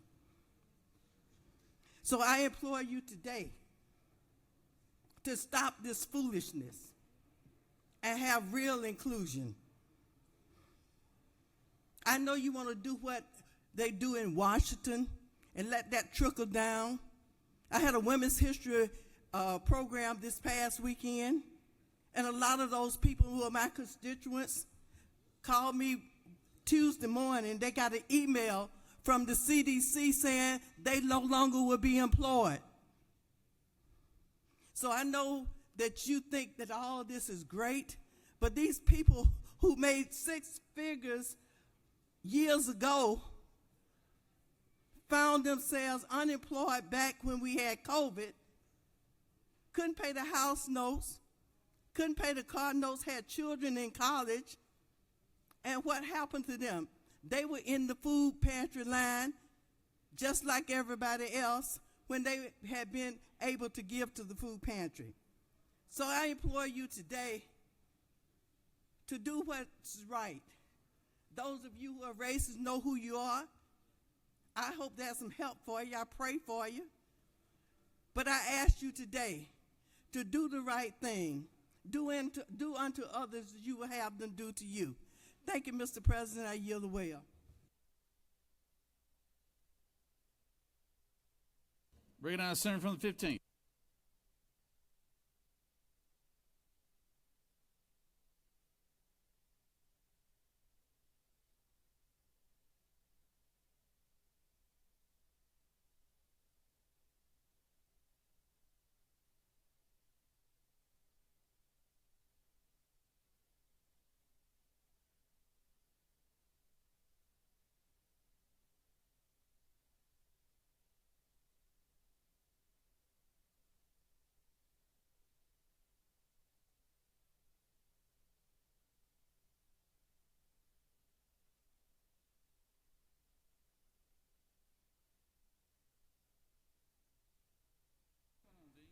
Thank you, sir.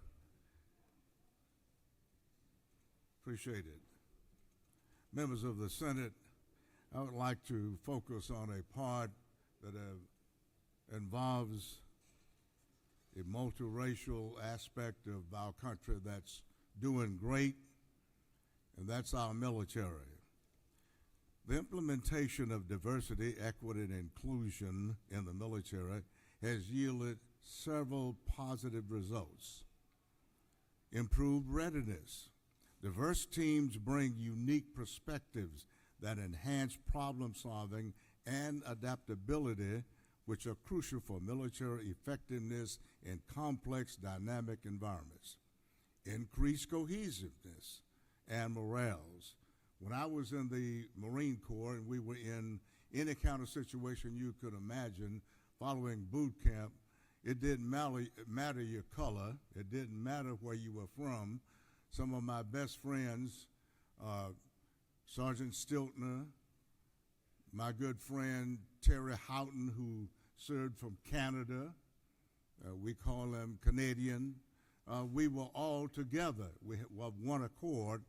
We wore the same uniform. We were for the same cause, although we originated from different areas. Enhanced recruitment. One of the biggest things we have now with our military is a downturn in our recruitment. That is something that we need to cure because we need a ready force in America. By promoting an inclusive environment, the military can attract a wider pool of talent and retain service members from diverse backgrounds, ensuring a more robust force. Better leadership development. Programs can identify and nurture diverse leadership talent, ensuring that leaders reflect the diversity of the forces they lead. Cultural competence. Military personnel trained in DEI are better equipped to engage with diverse populations, which is especially important in international operation and peacekeeping missions. Please keep in mind a strong commitment to DEI enhances the military reputation as an organization that values all individuals, which can improve public trust and support. Overall, DEI initiatives in the military lead to a more effective, capable, and respected force that is better prepared to meet the challenge of modern warfare as well as peacekeeping. Thank you, Mr. President. Yield well.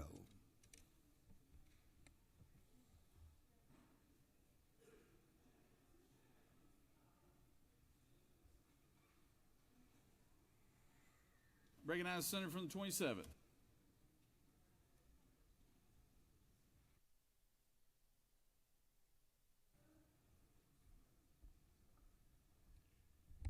Good morning, ladies and gentlemen. Good morning, ladies and gentlemen. Anyone offended by that statement? Anyone think I shouldn't be able to say good morning, ladies and gentlemen? DEI purveyors do. And I'll tell you a story. In my school district in Forsyth County, they implemented a DEI program 4 or 5 years ago. They hired a company called Gleesy. Gleesy implemented a DEI program in Forsyth County by which they trained our teachers and our administrators. My father-in-law is a bus driver for our school children in Forsyth County. And one of the chapters that they were told they had to read was called Their Pronouns Are. And very shortly after the implementation of the DEI program in Forsyth County, my father-in-law received an email, along with every single bus driver, where they said, please do not refer to the children as boys and girls. That's exclusionary language. Please use more inclusive pronouns in your communication with the young children. So when we stand up here and we Republicans have voted to remove DEI from our school system, those are the kinds of things we are seeking to remove. There's a second area that touches Forsyth County as it relates to this program I'd like to tell you about. We have the fastest growing Asian American population in Forsyth County, not only in Georgia, but in America. Forsyth County is now a majority minority school system, And for those students who graduate and go off to college, those Asian students in particular, they are at a distinct disadvantage for admission under DEI policies. One study found that for Asian students who apply to Harvard with a certain test score, if they have a 25% chance of being accepted as an Asian, they have a 35% chance with those same test scores as being admitted if they were Caucasian. A 75% greater chance with those same test scores if they were Hispanic, and a 95% chance if they were African American. So we believe that what DEI actually does is cause us to be hyper-focused on things that divide us. We look at Ibram Kendi, a thought leader in the anti-racist movement, who says that you cannot separate capitalism from racism. So we believe that the DEI core, from some of the most radical elements, maybe not the elements that you all think of when you think of it, but from the thought leaders like Kendi, it is, by their own admission, anti-capitalist, and we believe it's anti-American. Thank you, Mr. President. I yield the well.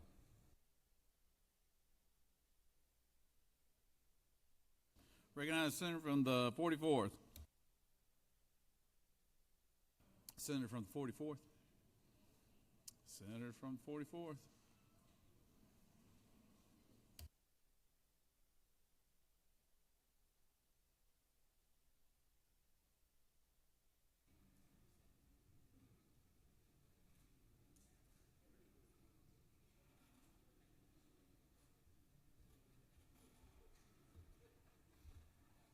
Thank you, Mr. President. Good morning, colleagues. Happy sunny day. A few minutes ago, I spoke with concerned current and former Centers for Disease Control and Prevention employees who have come to the Capitol to sound the alarm on the destruction of their agency. The underlying foundation of the healthcare system that each of us depends on every day to prevent illness, manage chronic conditions like asthma and diabetes, and bring breakthrough, life-saving treatments is being butchered and dismantled. In February, President Trump ordered the indiscriminate firing of nearly 1,300 CDC employees, gutting 10% of the agency's workforce. This week, another 2,400 jobs, at least, were slashed. Some say it's a RIF, or reduction in force, but in many aspects of the agency, can be more accurately called an EOF, an elimination of the force. These numbers represent years of investment in study and training for programs that protect every single one of us from disease outbreaks and public health threats. Programs that track and prevent asthma, smoking, gun violence, climate change, and other health threats. The National Institute for Occupational Safety and Health is almost completely gone. One example is tuberculosis, which is on the rise worldwide. It has not been in the United States so far, but that is because of the CDC. But with 1/4 of the workforce at the National Center for HIV, viral hepatitis, STDs, and TB prevention slashed, we will soon see those disease rates increase, just the way measles has this year, with misinformation spreading about public health from the top. Let's note that chronic disease prevention funding is almost all federal. That includes maternal mortality and excessive alcohol use prevention, among other programs. Over half of DPH's budget is federal funding. Severe cuts have been and will be made here due to this slashing. Our Georgia Public Health Lab has already lost over half of its staff due to these federal funds. 23 attorneys general have filed a lawsuit to try to block this decimation, but with too many in the Republican Party captive to Trump and co-President Musk and their destructive agenda, it's not surprising that Georgia has not joined the lawsuit despite the illegality of these actions and the harm to our citizens here in Georgia. The CDC is a federal agency, one of a very tiny number that is based outside of Washington, D.C., and we've always been proud to have it based here in our capital city. Former staff and concerned citizens have marched and protested outside of the CDC headquarters many times already in the last several months. Today, many of them came to the Capitol to sound the alarm, and I urge all of my colleagues to listen to what they are saying and to the warning signs. The truth is that when it comes to health, every single one of us is connected. And having the CDC has always been a point of pride for Georgia. I've been very proud to represent it and many of its employees here in the state Senate. But today, I and all of us should be grieving the loss, the decimation of this jewel of our nation and state that has led the world in disease prevention and saving lives. I'm very alarmed, as every American should be, about what's to come when the next epidemic, pandemic, or disaster comes home to roost. You can bet that we will be far more ill-prepared. And when the time comes to try to rebuild what's been destroyed, who will foot the bill? I doubt any of the billionaires currently running our government and putting in special favors for themselves will be asked to foot the bill to rebuild the public health agencies that serve all of us. Instead, it's also probably another safe bet that regular Georgians and every working American will be the ones footing that bill. Thank you, Mr. President. I yield the will. Thank you, Senator. I recognize the senator from the 36. Senator, I remind you, as I've reminded everybody who hadn't listened yet, that it is 3 minutes, but I guess it doesn't really matter at this point in time, so.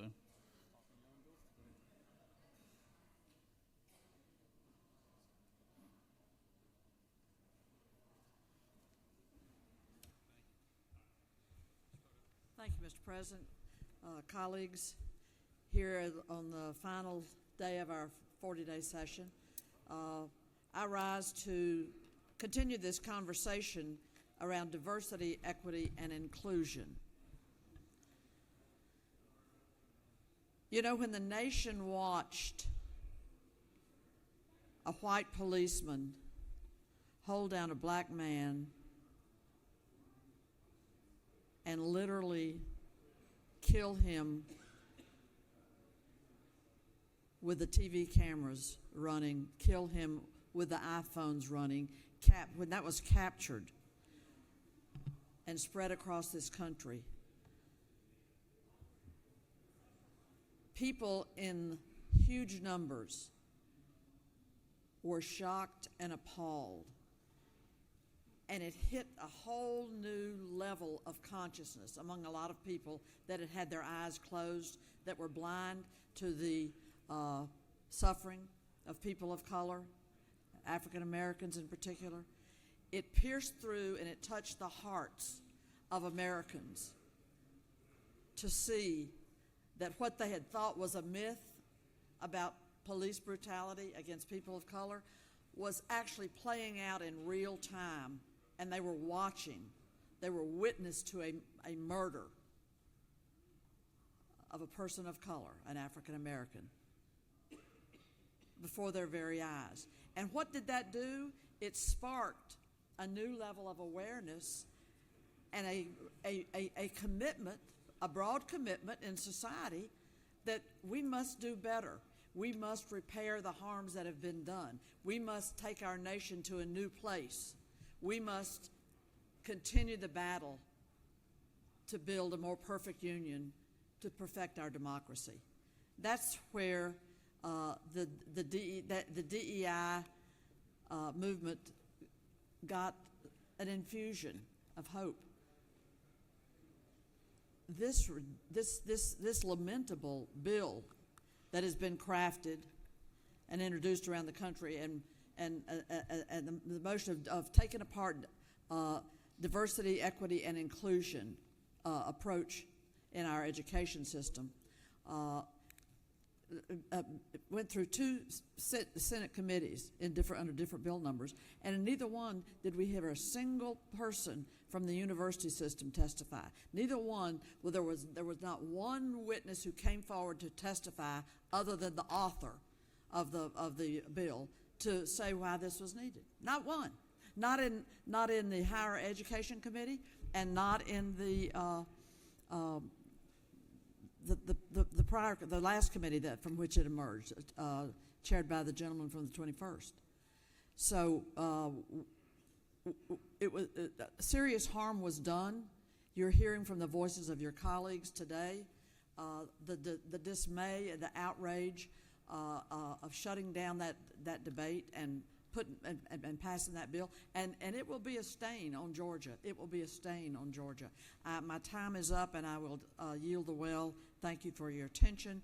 We can do better. We are better. I know you. You are better than this. Thank you.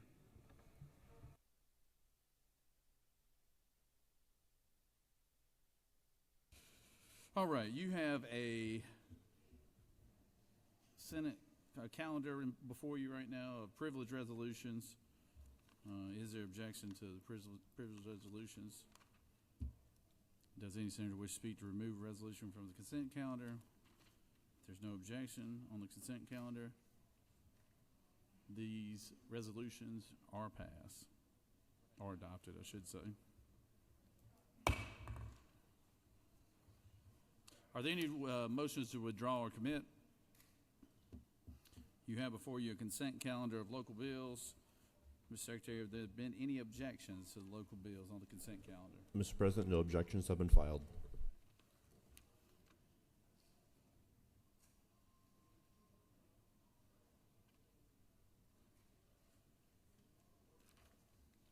Is there objection to agreeing to the Porter Committee on State and Local Governmental Operations, which is favorable to the passage of the bill? On the local consent calendar, chair hears none. Reported committee is agreed to. Question is on the passage of the bill on the local consent calendar. All those in favor of the bills will vote yea. All opposed, nay. Secretary, unlock the machine.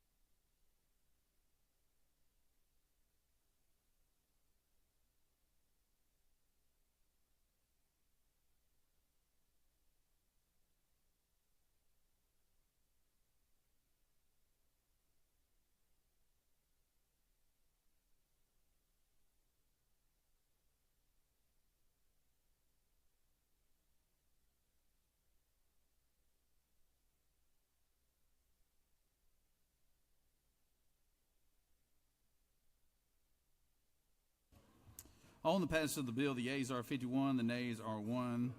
The bills on the local consent calendar having received the constitutional majority is therefore passed.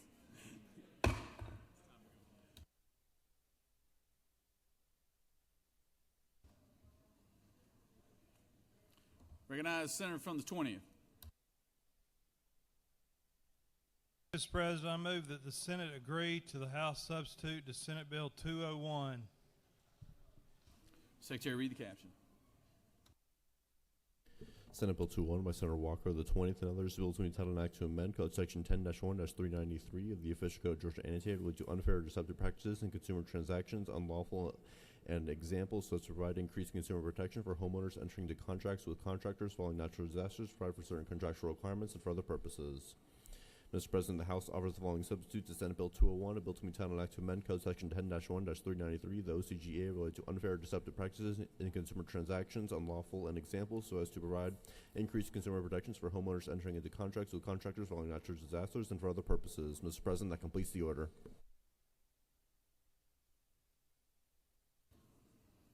Recognize the senator from the 20th. Speak to the.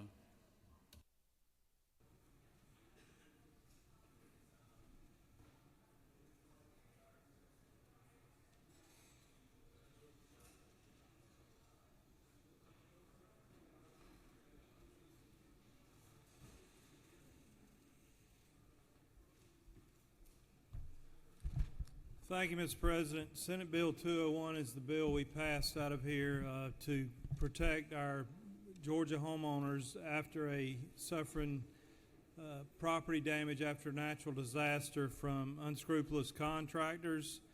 The only changes we made were an effective date change, and also we clarified some of the language. There was no substantive changes made. I would ask for your favorable consideration. Thank you, Mr. President. I'd be happy to answer any questions or yield the well. Thank you. You have no questions, Senator. Does any other senator wish to speak for or against the measure? Hearing none. The senator from the 20th has moved that the Senate agree to the House substitute on Senate Bill 201. All those who approve, vote yea. All disapprove, vote nay. Secretary, unlock the machine.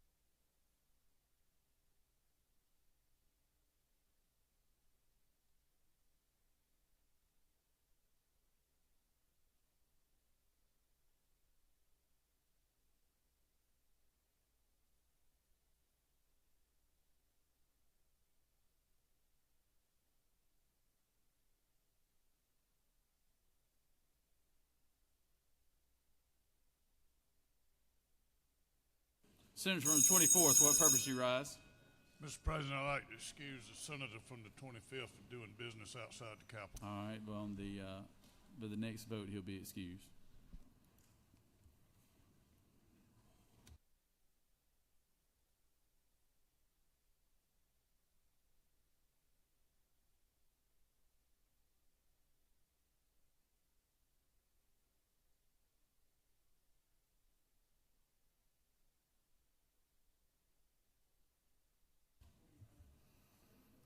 On the motion to agree, the yeas are 49, the nays are 1, and this motion has prevailed. Recognize the senator from the 45th. Thank you, Mr. President. I move that the Senate agree to the House substitute to SB 63.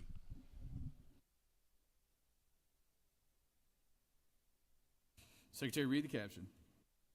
Senate Bill 63 by Senator Dixon, the 45th, and others, bill to be entitled an act to amend Part 15, Article 6, or Chapter 2 of Title 20 of the OCGA related to miscellaneous provisions under the Quality Basic Education Act so as to require that local school systems offer certain exams to home study students, to provide for notice requirements, to prohibit additional qualifications, to provide for definitions, to provide for related matters, to repeal conflicting laws, and for other purposes. Mr. President, the House offers the following substitutes to Senate Bill 63, bill to be entitled an act to amend Part 15 of Article 6 of Chapter 2 of Title 20 of the OCGA related to miscellaneous provisions under the Quality Basic Education Act so as to require the local school systems offer certain exams to home study students, to provide for notice requirements, or prohibit additional qualifications, to provide for definition, to provide for related matters, to repeal conflicting laws, and for other purposes. Mr. President, that completes the order. Recognize the senator from the 45th.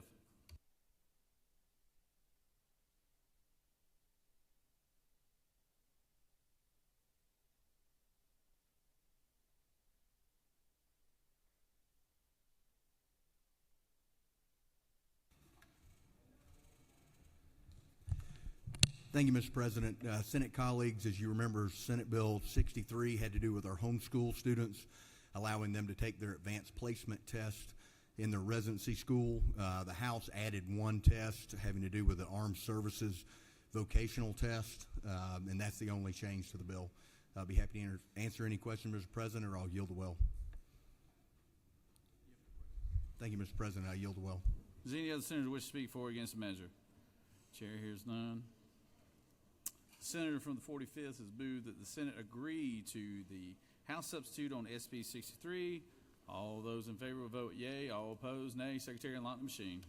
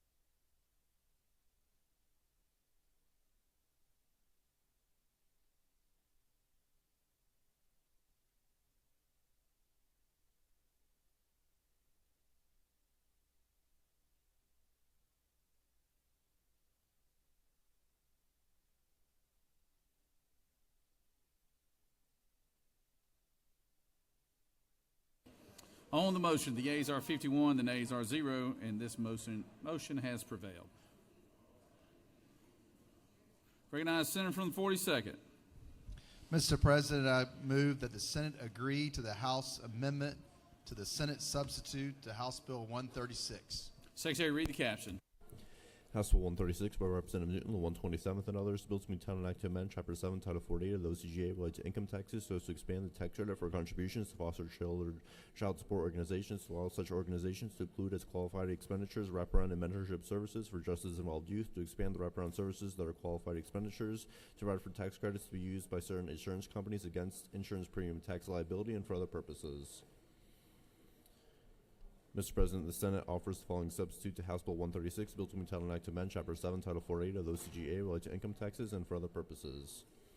Mr. President, the House offers the following amendment to amend the Senate substitute to House Bill 136 by replacing 10 with 20 on lines 333, 351, and 373 by replacing striking 80, inserting 90 with 80 on line 368. Mr. President, that completes the order.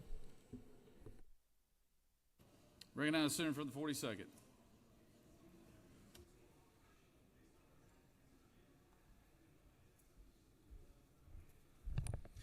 Thank you, Mr. President.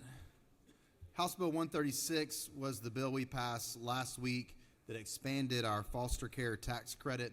It also, we included our Affordable Child Care Study Committee work we did with the tax credits for child care as well in this bill. It's a great bill.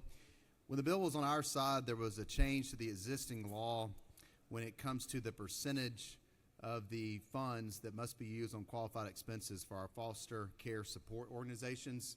And what the House did is they changed it back to existing law to make the 90% go back to 80%. And that just leaves the law where it currently is, so it doesn't impact the work these child support organizations are currently doing in our state. That's the only change that we have with the amendment. Happy to take any questions. You do have one question, Senator. I recognize the Senator from the 19th. Thank you, Mr. President. Senator Yield? Yes, sir. So the change means that less money has to actually go to kids? No, that's not true. The change goes back to the existing law, Senator, and we know these organizations are doing great work in our communities now. We don't want to risk, as we expand these tax credits, we don't want to risk the work that's being done right now, and so this puts it where the current law is. Will the Senator further yield? Yes. So under the Senate's plan, how much of that $30 million would have to go to actual direct care? It's what the current law is, so it goes back to the 80%. How much would that be? I don't know. 80% of 30? Yeah, it's about 25 24 or million? so. Yeah. Will the Senator yield for a further question? Sure. So if it's 24 million under the Senate's version, how much has to go to, under the House's version, how much would have had to go to direct care under the Senate's version?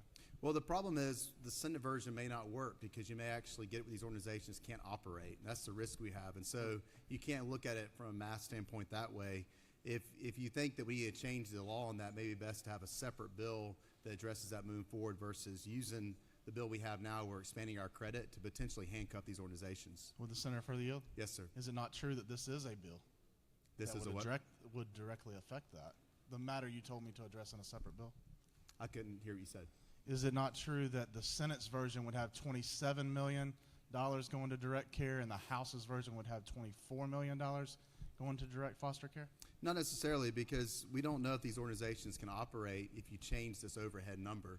But I do know the budget chair, and perhaps maybe he wants to put more money regardless into this. Maybe we can find a way to do that. Will the Center for the Yield? Sure. Would you be willing to let that come off of railroad side carts? What about railroad lines? Yes. Is that where we should take it? Maybe so. I think we should look at all maybe the projects in our state and look at different railroad lines, and potentially we could find some money somewhere and save some money and give it to these organizations. That's probably a good idea. Thank you. Thank you.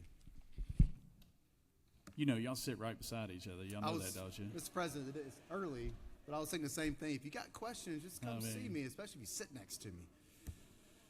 And the senator, well, I can't even understand you from over there, Senator. We got to turn your mic up over there. So, no, you have no more questions, Senator. All right. I ask that at least most of y'all stick with me on this. Thank you. No, Senator, thank you very much for all your hard work on this issue. Does any other senator wish to speak for or against the measure? Chair hears none. So the senator has moved that the Senate agree to the House amendment to Senate substitute on House Bill 136. All those in favor vote yea. All opposed nay. Secretary, unlock the machine.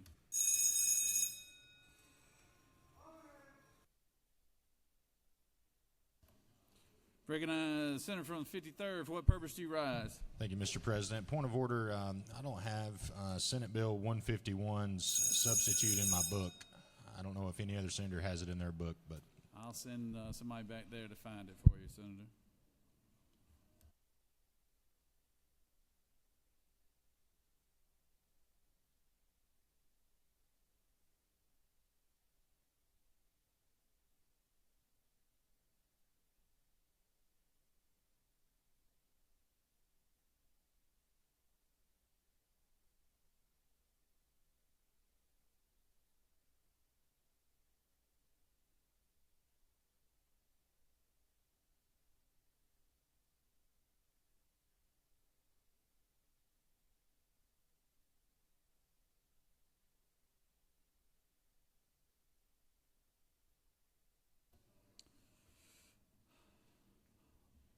On the motion to agree on House Bill 136, the yeas are 54 and the nays are 0, and this motion has successfully prevailed. I do want to take a moment to thank the senator from the 42nd. He worked very hard on this child care tax credit. It was a priority of ours, and we appreciate he and the appropriations chair for the good work that they did on that. But this will be a child tax credit for every family in Georgia to take advantage of if they so choose. So thank y'all very much, and y'all give the senator a round of applause for that.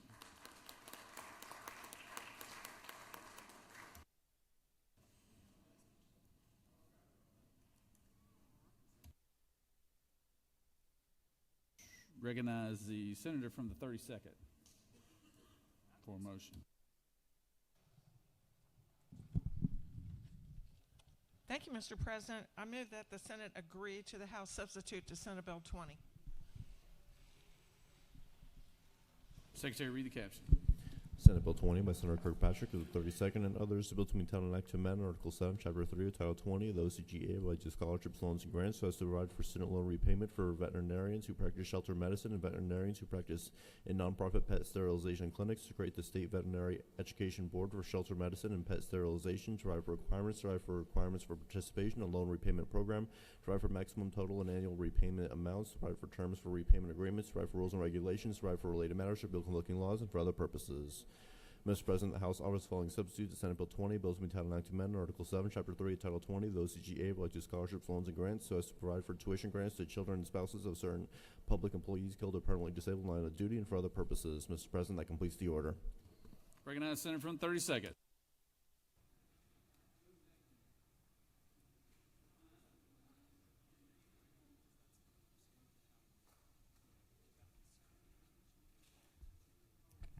Thank you, Mr. President. You probably remember Senate Bill 20, which adds a shelter veterinarian service cancelable loan program to the Department of Agriculture's existing veterinary education board.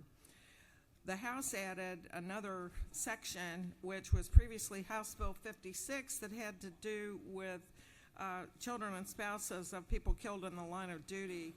And Mr. President, if it's okay with you, the senator from the 1st was the original Senate sponsor of that bill, and I'd love for him to educate us.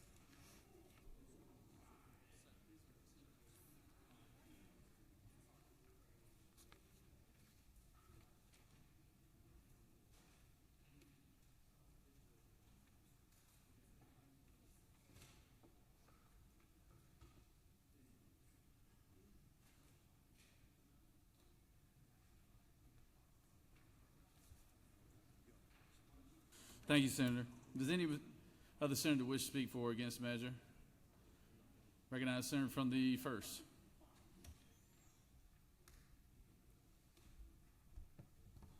So from a transparency standpoint, not necessarily from an educational standpoint, because we have heard this bill, current law allows charitable donation by taxpayers on your returns, and current law also allows children of, let me make sure we're right, law enforcement officers, firefighters, prison guards, EMTs, highway emergency response operator. And what this bill does, this allows children and spouses of public school teachers who are killed, or employees who are killed or disabled in the line of duty, to receive the same benefits. So the school teachers or the workers or coaches there in Appalachia would be eligible for this, and that's what it does. Mr. President, I'll be happy to answer any questions. You have no questions, Senator. Thank you. Does any other senator wish to speak for or against the measure? Chair hears none. So the question is, on SB 20, the senator has moved that we agree to the House substitute. All those in favor vote yea, all opposed nay. Secretary, unlock the machine.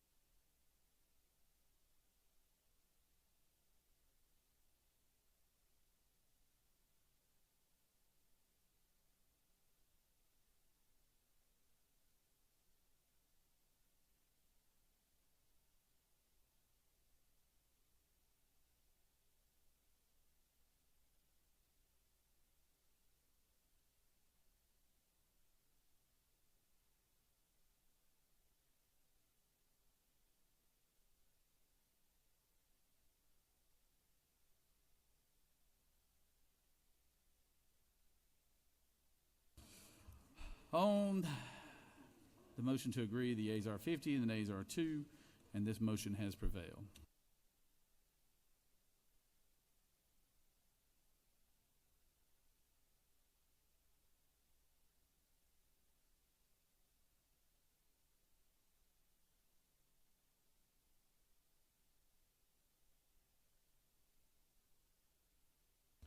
Recognize the senator from the 46.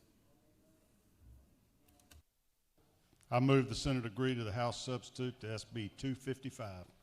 Secretary, read the caption. Senate Bill 255 by Senator Cowser of the 46, bill to be entitled an act to amend Chapter 1 of Title 28 of the Official Code of Georgia annotated related to general provisions regarding the General Assembly so as to codify a process for the authorization of statutory investigatory powers to certain committees of the General Assembly, to provide for oaths and subpoena powers related to such investigatory powers, to provide for confidentiality of certain materials, to explicitly preserve any authority, immunity, privilege, or power granted to or possessed by the General Assembly or its members, to provide for related matters, to provide for effective dates, repeal conflicting laws, and for other purposes. Mr. President, the House offers the following substitute to Senate Bill 255, the bill to Title 9 to amend Chapter 1, Title 20 of the OCGA related to general provisions regarding the General Assembly so as to codify a process for the authorization of statutory investigatory powers to certain committees of the General Assembly, to provide for oaths and subpoena powers related to such investigatory powers, and for other purposes. Mr. President, that completes the order.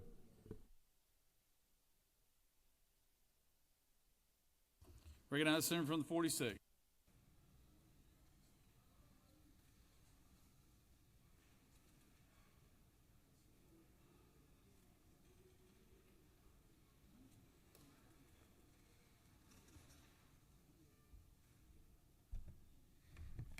Thank you, Mr. President.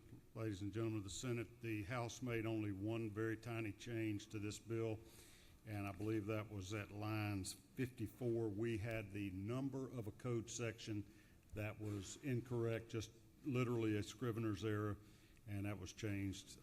Nothing else changed in the bill, so I would recommend that we agree with the House change. Mr. President, I'm happy to welcome any questions or happy to yield the well. You have no questions, Senator. Thank you.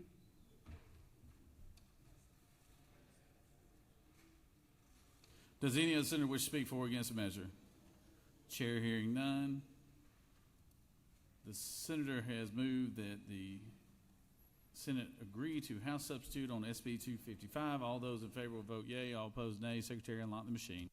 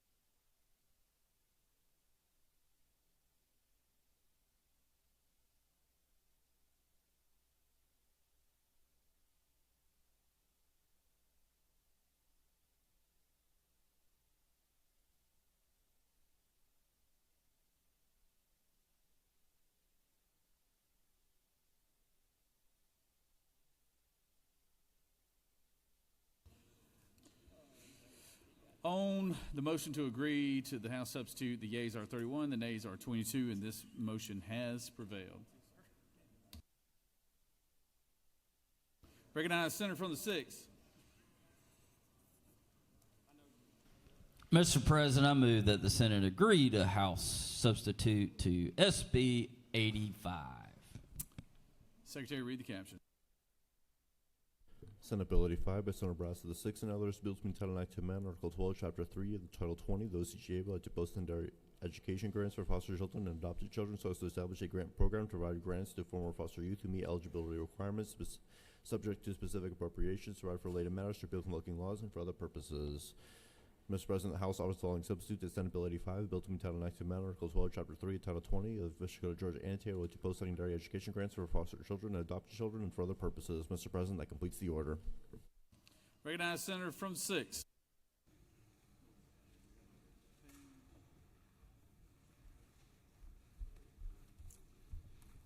Thank you, Mr. President. Colleagues, this is SB 85. This was our Georgia Foster Care Scholarship Act.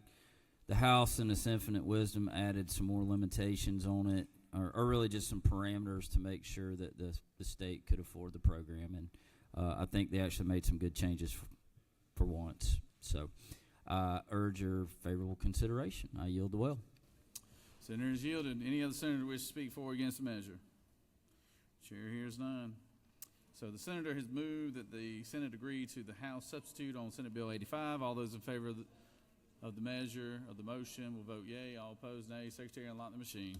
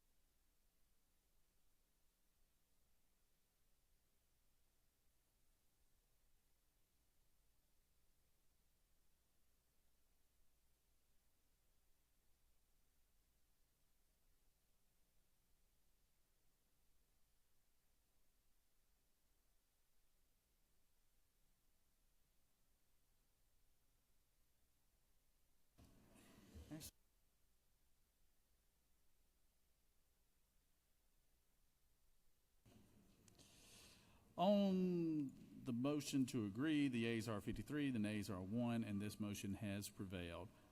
Thank you very much, Senator, for your hard work on the foster care measure in that bill. So we greatly appreciate it, and appreciate all your hard work, Senator. Recognize Senator from the 29th for motion. Mr. President, I ask for unanimous consent to lift House Bill 651 from the table. Secretary, read the caption. House Bill 651 by Representative Powell of the 33rd and others, bill to entitle an act to amend Article 2, Chapter 14, and Title 40 of the OCGA related to speed detection devices, such as revised provisions relative to the use of automated traffic enforcement safety devices in school zones, to amend Title 15 of the OCGA related to courts, so as to authorize district attorneys, solicitors general, and prosecuting attorneys to enforce civil monetary penalties relative to the enforcement of laws regarding speeding in a school zone using recorded images, rifle-related matters, vehicle-looking laws, and for other purposes. Mr. President, that completes the order. Recognize Senator from the 29th.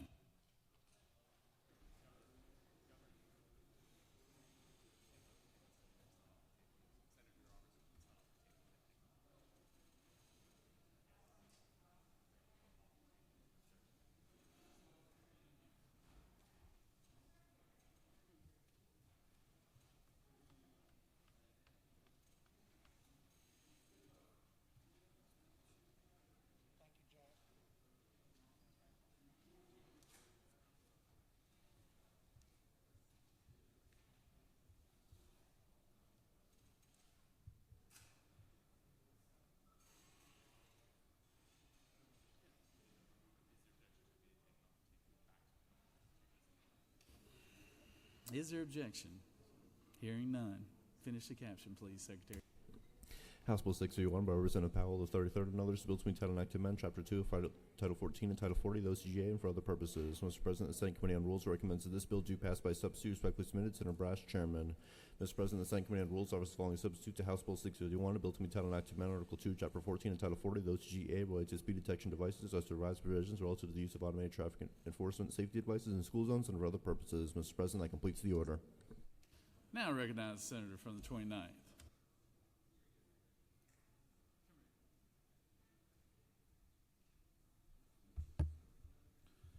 Thank you, Mr. President. Colleagues, I don't think I have to go too deep into the weeds for y'all to understand what this is about. This is about school zone speed cameras.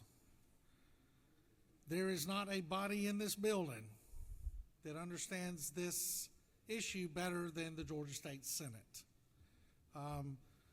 Some of you were here for the subcommittee meetings. Some of you heard about the subcommittee meetings, and we have discussed it in the offices and in the hallways. We had two subcommittee meetings, one starting at 7 a.m. where we spent over 2 hours talking about this, and another one that started at 6 a.m. where we spent just a little longer than 3 hours discussing these issues. There were two speed camera bills that came over from the House at the same time. And we looked at both of them, and we took hours and hours and hours of testimony from everyone involved. HB 651 adds requirements and guardrails onto the current program. It requires multiple warning signs, cameras, and other technology to let the individual that lives in that community, who possibly knows there's a school there, or who should know there's a school there, that there is a school there, and what the speed is in that school zone, and how fast they are traveling through that school zone. There's also language in there that talks about any misuse or abuse of these devices will be investigated by the Department of Public Safety, who currently investigates the use and misuse of radar used by law enforcement officers. There is information in the bill that deals with the rebuttable presumption for law enforcement's use of speed detection devices. There's administrative hearings and judicial appeals language involved in the bill. And there's multiple layers of checks and balances in the bill. And there is language in the bill that discusses the distribution of the civil monetary penalties. My favorite part of the bill, if anybody asks me, and I will tell you this, I have received, since I've been up here, during this session, I have received approximately 5 phone calls and or text messages about school zone cameras. 5. I've received many, many more about many, many other things that seem to be, to my constituents and others, less important than this issue. The part that I love about this is because of those emails and phone calls, because of the reason those of us in this chamber choose not to serve in local politics, is this is a local issue. If Fulton County, Muskogee County, or any other county in the state of Georgia wants these cameras in their community, around their schools, then that should be something that the elected city council members, county commission members, or others work out with the citizens in their community. Both sides of the aisle, we're always talking about local, local, local, until something we don't like. And the only part of this process that I did not like was when an individual would come up and their motive for not liking these devices was the fact that they had gotten a citation. Elected and unelected witnesses. Well, I'm here to confess that in the Robertson home, there have been 2 of these citations. My wife and I, we drug out the whiteboard, we got out the markers, we figured out the process, we did all this planning and everything, and we did something really unorthodox. We paid the tickets. Because apparently one of us went through a school zone too fast, which currently you have to be going over 10 miles an hour. This is what this bill does. HB 651. And with that, Mr. President, I'll yield for any questions.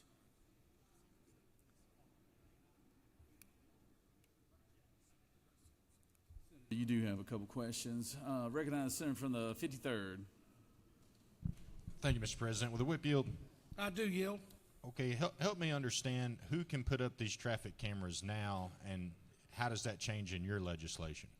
Who can put them up now is some schools can, county governments, city governments, and depending on how the contract's written, I've seen a couple of contracts that were signed by sheriffs as opposed by the CEO of the county or the CEO, i.e. mayor of the municipality.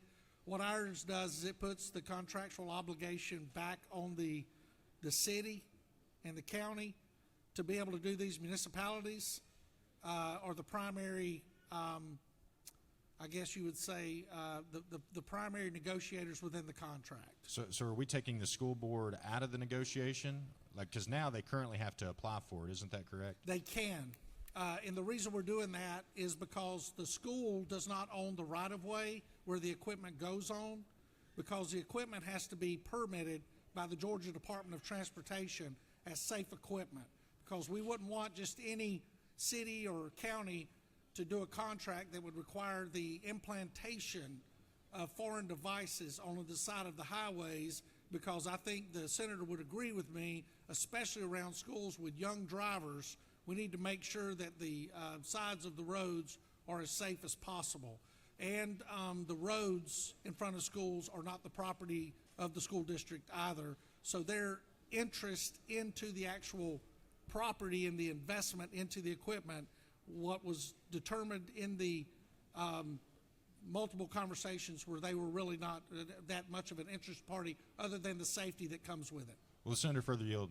I do. So in your legislation, a sheriff's department or municipality, they could put these cameras up without a solicitation from the school board, right? Right. Most of these are done post traffic studies, and I think we had 3 different companies that said they do not put the equipment up until there's a traffic study to show that there is an issue with the speeding. And I go back to the point where currently it's my understanding that everybody that testified was that no citation is written until the person hits 11 miles an hour over the posted speed in front of the school. Thank you, Senator. Thank you, Senator.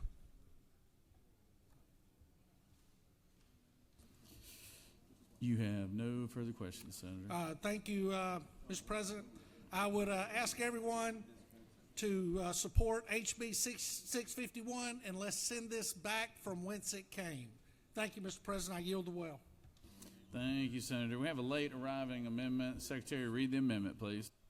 Mr. President, Senator Parent of the 44th offer the following amendment number 1 to amend the Senate Committee on Rules substitute to House Bill 651 by replacing line 333 with the following: law enforcement or public safety initiative. This subsection shall not inserting authorized law. Mr. President, that completes the order. Recognize Senator from the 44th.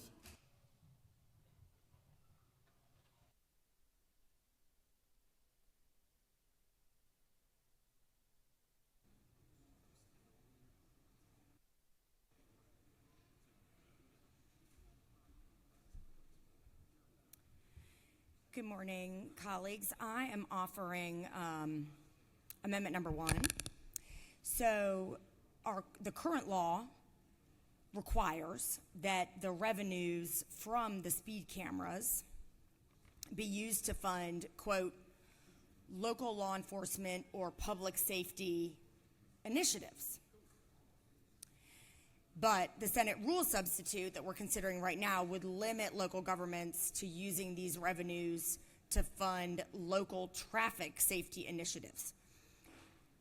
There are a couple issues with that. The term traffic safety initiatives is not defined in code, and it is also more narrow than what exists in the current law. The current law gives local governments who are already utilizing these cameras and have ongoing programs the flexibility to decide what capital expenditures are best for the safety of their communities. My municipalities would like to be able to continue to have the ability to use these funds for broader law enforcement or public safety purposes, particularly capital expenses such as public safety radio transmitters, E911 radio consoles, license plate readers, outdoor security cameras like flock cameras if you're familiar with those, body cameras, bulletproof vests, and other capital investments that I think most of us in this chamber would agree are worthy public safety expenditures.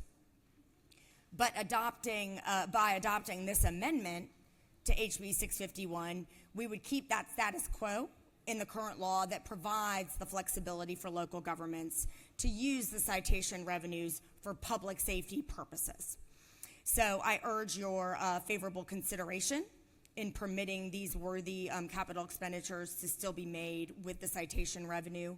And I'm happy to stand for any questions or, if there are none, ask your favorable consideration on Amendment 1 and yield the well.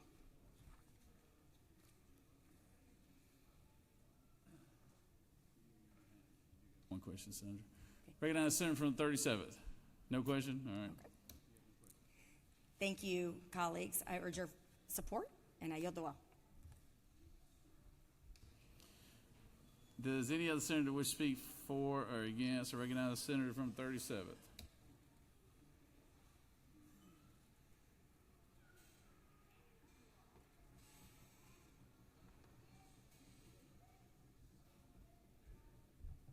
Ladies and gentlemen, Senator, I rise to speak for the bill, against the amendment, and issue a caution.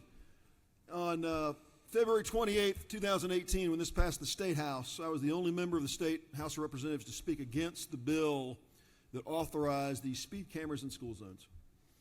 I rise today to speak for those who think that photo enforcement of speeding is a bad idea, that if there's areas that speeding needs to be enforced, we need to have human officers doing that, because speed cameras themselves, I think, are problematic.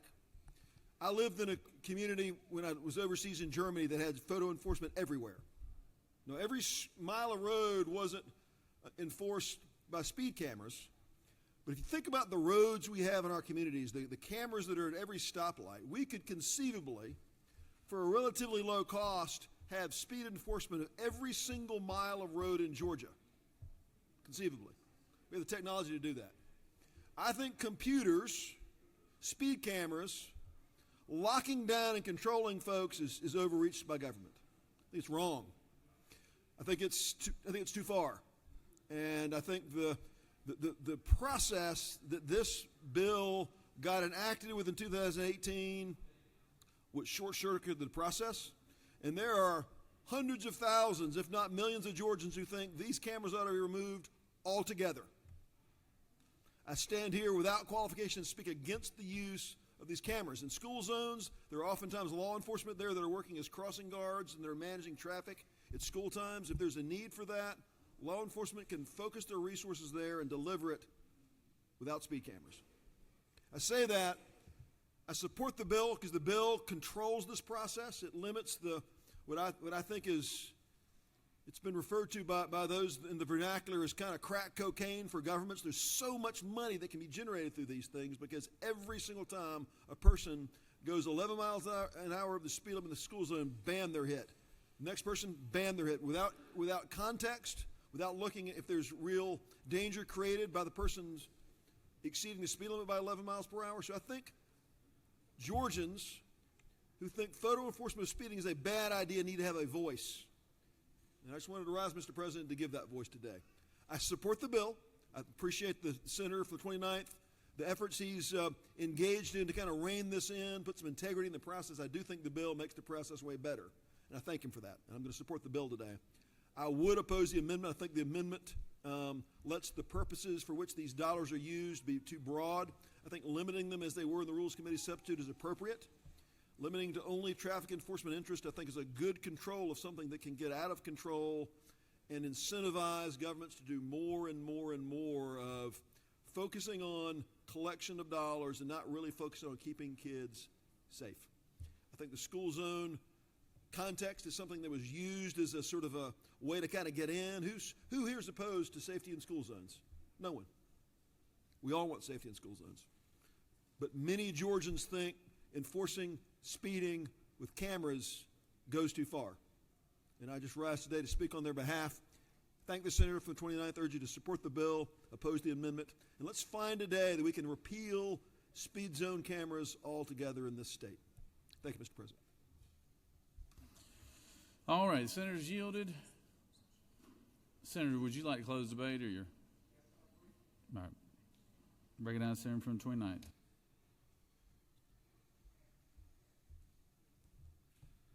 I truly appreciate my brother senator from the 37th. He and I tend to disagree a little bit on this. I have no issue with the amendment. What I tried to do was narrow it down, making it just for traffic safety, since that was the ultimate goal. I respect the leader from the other caucus for her amendment. I think it's a heartfelt amendment, and I do support her amendment. And I do want to point out a couple of things that my friend, crossing guards are not law enforcement officers. They are normally volunteers or paid civilians that go out there and do a very dangerous job. And with the decreasing number of law enforcement officers in the state of Georgia and throughout the country, I would encourage everyone to get comfortable with technology and how it's going to affect policing as we march forward. And with that, I would ask for everyone to please support the amendment and support House Bill 651. Thank you, Mr. President. I yield the will. All right, Senator's yielded. Questions on the adoption of Amendment 1 authored by the Senator from the 44. Is there objection? Wow, I didn't expect that. Did y'all hear me right? Where the Senator from the 44 authored this. Okay. Well, there is objection, so all those in favor of the amendment will vote yea. All opposed, nay. Secretary, unlock the machine.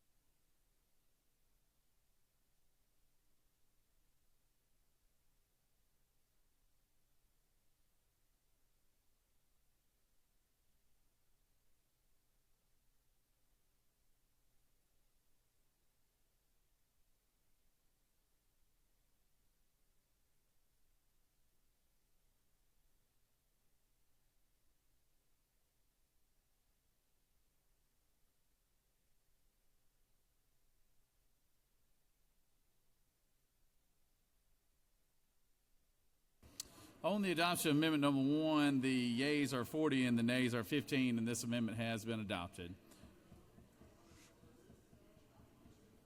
Question is on the adoption of the committee substitute as amended. Is there objection to the adoption of the committee substitute as amended?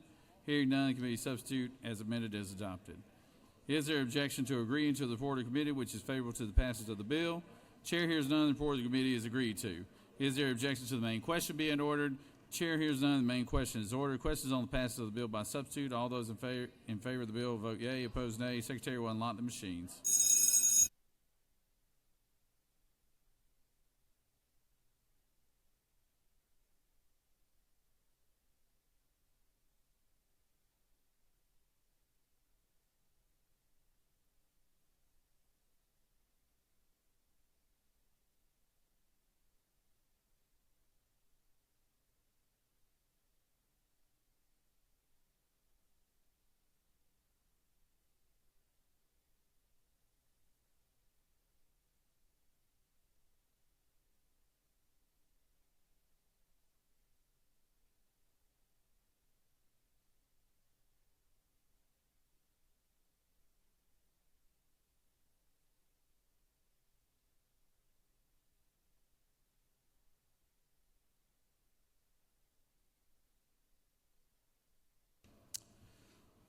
On the passage of the bill, the yeas are 51 and the nays are 3. And this bill, having reached the requisite constitutional majority, is therefore passed by substitute. Recognize Senator from the 29th. Mr. President, I ask for unanimous consent to take House Bill 225 off the table, please. Secretary, read the caption. House Bill 225 by Representative Washburn of the 144th and others. Bill to be entitled an act to amend Article 2, Chapter 14 and Title 40, the OCGA related to speed detection devices, as to repeal all laws relative to enforcement and for other purposes. Mr. President, that completes the order. Is there objection? Without objection, Secretary, read the caption. Finish the caption.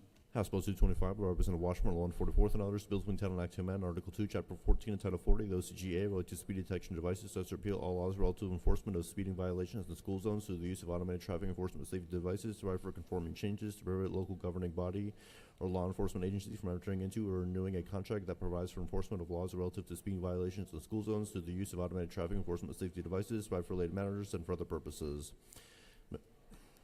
Mr. President, the Senate Committee on Rules recommends that this bill do pass by substitute. Respectfully submitted, Senator Brash, Chairman. Mr. President, the Senate Committee on Rules offers the following substitute to House Bill 225. The bill to be entitled an act to amend Article 2, Chapter 14 and Title 40, the OCGA related to speed detection devices, so as to repeal all laws relative to the enforcement of speeding violations in school zones and for other purposes. Mr. President, that completes the order.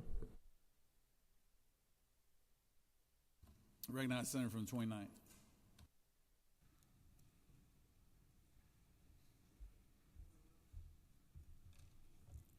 Colleagues, as many as y'all may know, we've been talking about school zone speed cameras this session. And then y'all know the rest of it.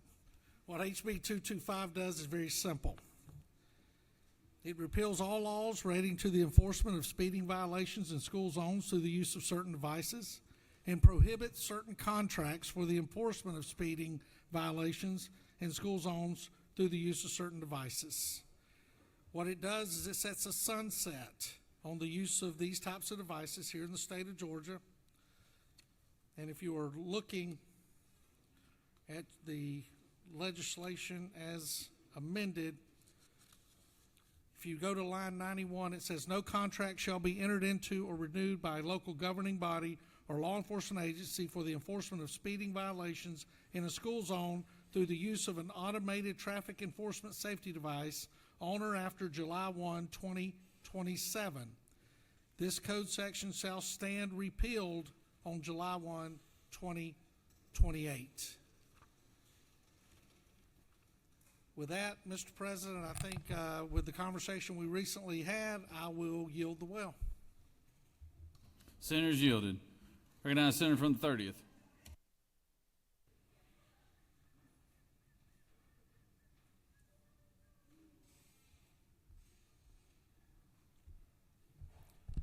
Thank you, Mr. President. I rise today in support of this bill.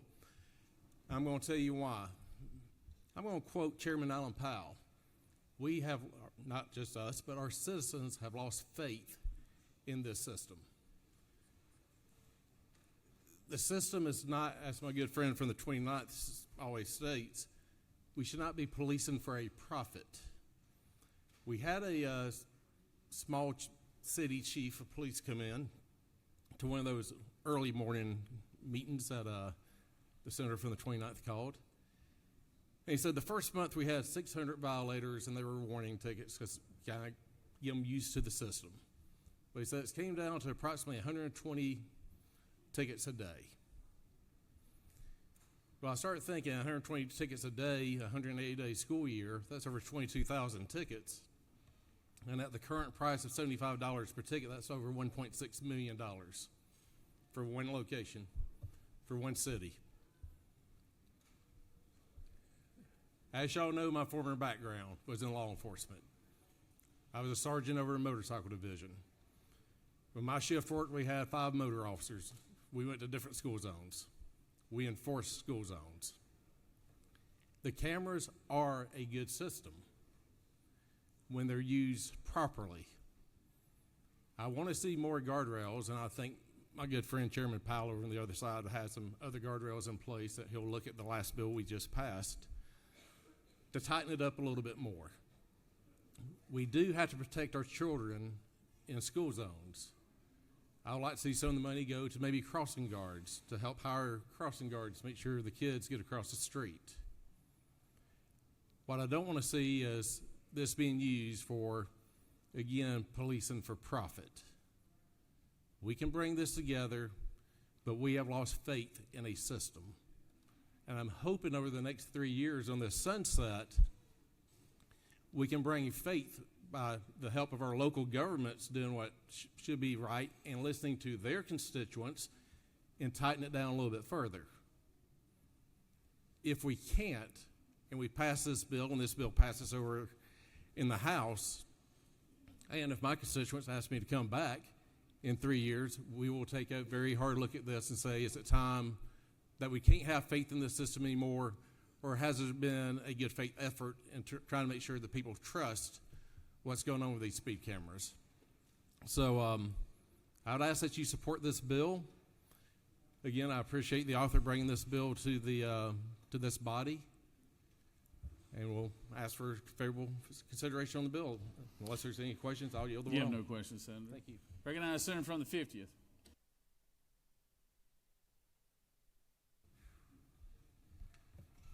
Thank you, Mr. President. I'll say this bill, this issue, is probably one of the most unique and challenging issues since my friend from the first brought up the daylight savings bill. A lot of people have strong opinions on both sides.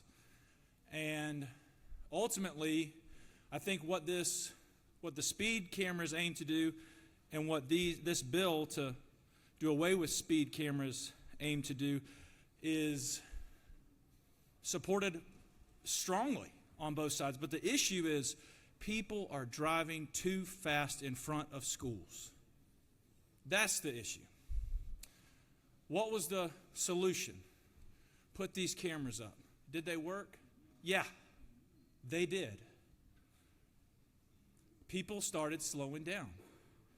Tragically, right before these were put up in Banks County, a little girl was killed in front of a school by somebody going too fast. And I think with anything, there are going to be bad actors. And unfortunately, there are bad actors that are abusing this. There are bad actors that are making too much money off of these cameras. But I will say, I spoke with my sheriff in Banks County this morning about this. There has not been a fatality in front of that school since these went up. Car accidents around the county have increased by 8%, but in front of that school they have decreased. I don't think it's hard to determine what's causing that. It's these cameras. Now, I'll be honest, I've gotten 4 of these tickets myself. I don't like them. 4. One of them was down in South Georgia, in Wren, Georgia, that I didn't even know it was there. So as someone who isn't a fan of these, But I will say I'm against doing away with them completely because there are some good actors out there that are doing it the right way. I lean more towards regulating these to make sure that the bad actors are held accountable. In the previous bill we just passed out, you're going to fine a city $2,500, $5,000 for every single time they don't enforce this properly. Well, that's how you hit back. That's how you hit their pocketbook back. So, I'm gonna vote no on this. I don't want to see these banned. I do want to see them regulated, but while there are some bad actors, I do think that these cameras have saved some lives. And I'm happy to answer any questions, or I can yield the well, Mr. President. You do have a couple questions, or just one question, actually. Senator from the 41st. Thank you, Mr. President. Senator, do you yield? I do. Senator, are you aware that the recidivism rate for these tickets, a person is not likely to get a third ticket. Only 2% of people get a third ticket. I'm aware. Are you aware of that, Senator? I am. Senator, do you just like to drive fast everywhere? Is that what it is? Well, I'll tell you, I didn't get them in the same location. They're different locations. Oh, I'm glad you're a fast learner then. Well done. All right, I'm going to yield the well. Thank you, Mr. All President. right. Oh, hang on. Senators yielded. I'll yield, yes. All right. Any other senator wish to speak for or against the measure?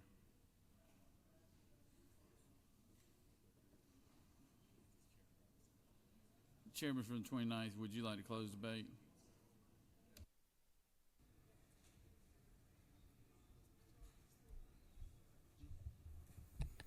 Friends, a few years ago, we added the word courage to the Georgia Pledge in this chamber. We received 2 bills dealing with the same subject matter from across the hall. I think we understand how courageous we are over here. Let's see how brave they are over there. And with that, Mr. President, I yield the well. Question is on the adoption of the committee substitute. Is there objection to the adoption of the committee substitute? Hearing none, the committee substitute is adopted. Is there objection to agreeing to the report committee, which is favorable to the passage of the bill? Chair hears none. Report committee is agreed to. Is there objection to the main question being ordered? Chair hears none. The main question is ordered. Question is on the passage of the bill by substitute. All those in favor of the bill vote yea. Opposed, nay. Secretary, unlock the machine.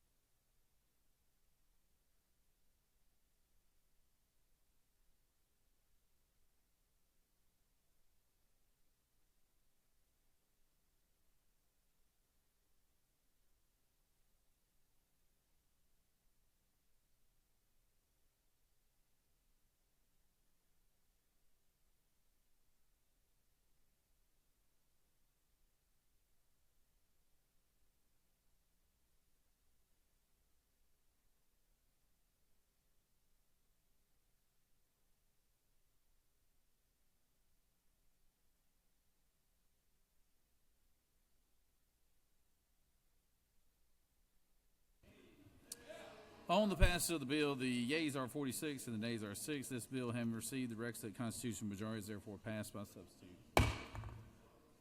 Recognize the senator from the 19th. Thank you, Mr. President. I move that the Senate agree to the Conference Committee report to House Bill 68. Secretary, read the caption.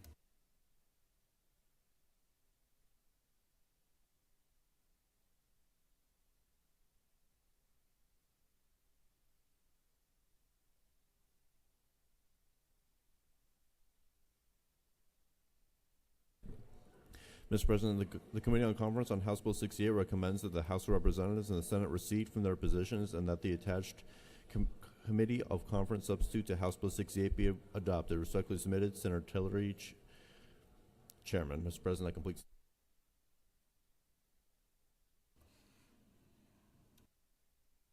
Recognize Appropriations Chairman to present the budget.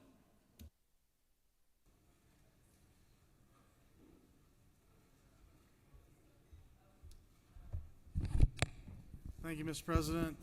House Bill 68, the Conference Committee report. Many of you have studied it for a few days now, so you know what's in it. I'm just going to hit the highlights of the differences and then ask for your favorable consideration. When we left this body, the Senate's position was that we should fully fund the Promise Scholarship.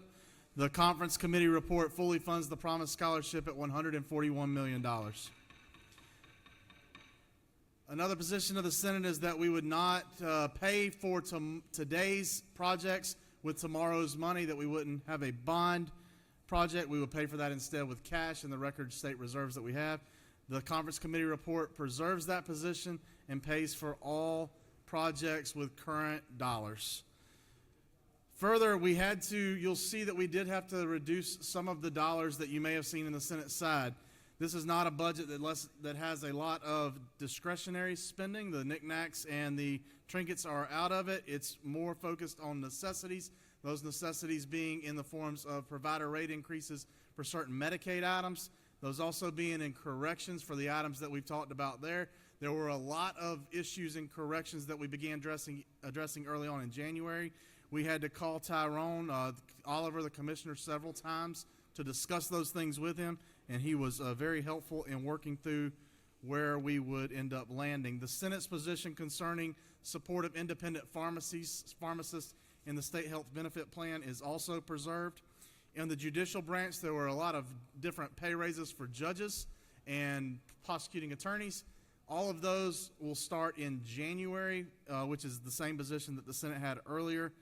They do start at a slightly lesser amount, closer to the amount the House wanted, which would put the maximum amount for a Supreme Court justice now at $230,000 and work a waterfall down from there for other positions.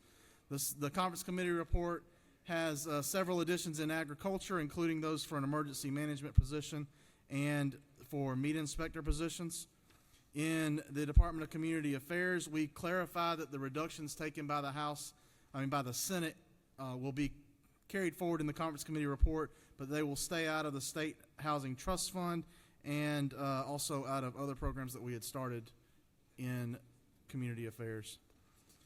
I already mentioned to you about corrections, and I talked to you about the provider rate increases. One position that the Senate did move on relates to student support services. The House plan to support mental health in schools.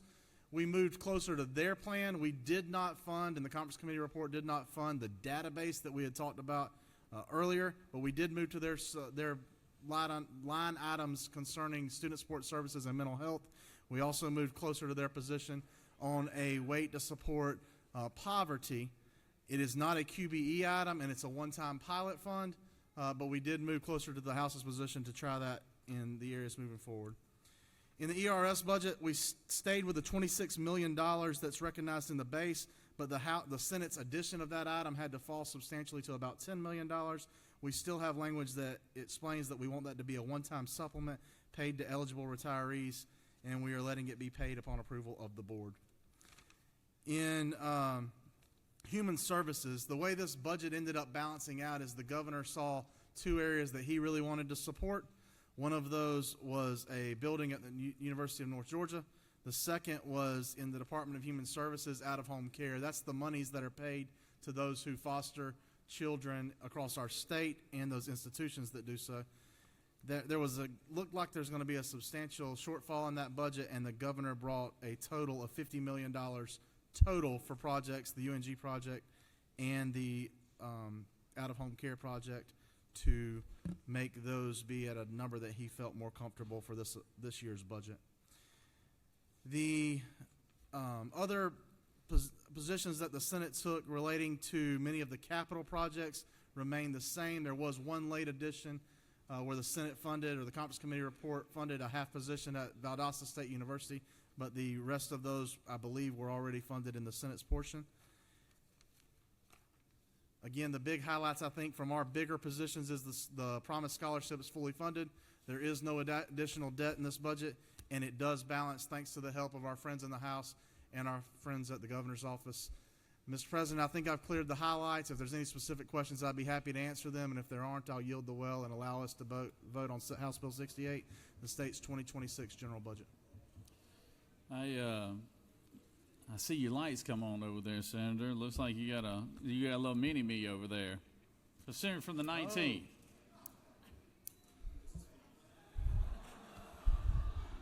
I yield. He's For those of you who can't smart. see, He's smart too. that he is my knows. little 3-year-old son, John. He is adorable, and buddy, I love you a lot. On the wall, Mr. President, also is another mini-me. That is 11-month-old William, who is excited as he can be. And my beautiful wife, Ashley Nicole, we celebrated our 9th anniversary yesterday. So. All right, congratulations. All right, that's outstanding. So now y'all ask me those mean questions. So I'm kidding. Happy anniversary. Recognize the senator from the 38th. Thank you, Mr. President, and happy anniversary, Mr. Chairman. Do you yield? Yes, sir. I appreciate John for waving, so I can ask you a couple questions if you don't Yes, mind. sir. The last time that you presented the budget, there was money originally in the budget for mental health. Am I correct that that is now back in there for student support services at $19 million? I apologize. I could hear you a little bit, but I couldn't pick up everything you said. I'm There sorry. is now money in the budget, $19 million for student mental health support services. Is Yes, that sir. not It was in correct? the Senate's version. We took and moved the Apex Right. program over. Okay. In discussions with the House, they made a very convincing argument for moving that back to DBHDD. Right. So we did that and then funded a priority of the House in student support services with mental health. Yes, sir. Wonderful. And so now also for the first time, we're going to have a opportunity weight of $15 million is in the form of a grant, but that is to support students that are in economically disadvantaged schools, correct? There is a economic weight. It is non-QBE, so it's not Right. a QBE formula grant. Right. It is. You'll see the language is very clear. It's one-time pilot. Yep. We're going to watch this. As you know, there's been a lot of discussion over the years of what we should do for the QBE formula going forward. We did not want to tie our hands behind our back by entering into something now that school systems would balance their budget or base their budget on in future years that could hinder that process. That's fair. And final question. You mentioned calling Tyrone. Yes, Do sir. you know the famous singer who wrote a song named Call Tyrone? It is so funny that you should say that. As it turns out, when you're working through the budget process hours and hours at night, it does get late. And on more than one occasion when we would call Tyrone, someone would bring that up, and it did get played on more than one occasion. But you can't use my phone, Senator. Oh, there we go. All right. Thank you. Thank you, Mr. Chairman. Recognize the senator from the 29th. Thank you, Mr. President. Senator Yield. Yes, sir. To my good friend from Columbus area. Senator, is it still our understanding that we will be taking hard-earned taxpayer dollars and still supporting public broadcasting, even though it is a non-governmental agency? Well, it is a governmental agency. I do know that your position is that it may not serve a governmental purpose. But yes, sir, the Georgia Public Broadcasting and its emergency television and its education programming is funded at about $13 million in this budget. Is Senator further yield? Yes, sir. Mr. Chairman, would you agree that their emergency response abilities over the past 30 years have greatly diminished through the use of cell phone towers and the fact that most Georgians carry 1 to 2 cell phones on them, and we get all of our emergency notices through that cell phone? I do think that it's becoming more and more pervasive cell phone usage. Yes, sir. And Senator, do you further agree that every other broadcasting system in the Atlanta area and throughout the state of Georgia has an advertising department where they have to go out and generate their own funds through advertisement sales? Yes, sir. You're correct. Thank you, Senator. I yield. And to follow up on your point, as you know, that's why we took a 25% reduction to the Georgia Public Broadcasting budget about 3 years ago for that purpose. And I understand if you want to continue to address that as we move forward.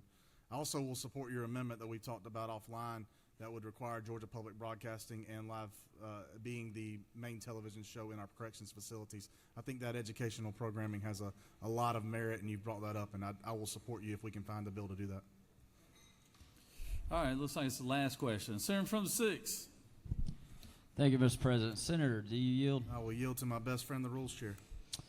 Senator, I was looking through the budget, and I didn't see anything on DNA testing. Did you do anything with DNA testing in the budget this year? We actually did have money in the amended budget for DNA testing. at the Georgia Bureau of Investigations. As you know, we started a cold case unit 2 years ago.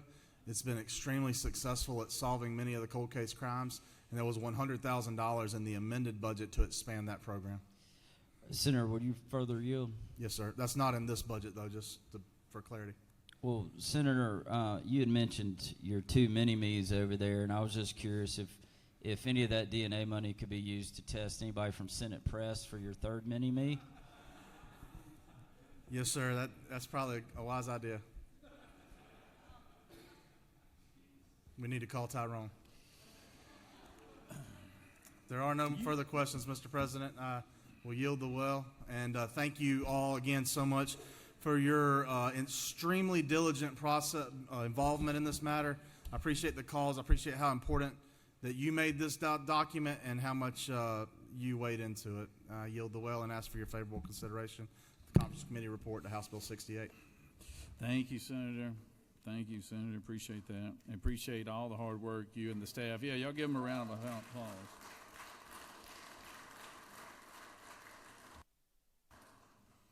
Greatly appreciate all the hard work you and your office did on this, Senator, and we appreciate your counterpart over there in the House. You know, I know y'all worked very hard on this. So, all right. Is any other senator wish to speak for or against the measure? And so now we're in the. Does any senator questions on the adoption of the Conference Committee report on HB 68? All those in favor of adopting the Conference Committee report will vote yea. Opposed, nay. Secretary will unlock the machine.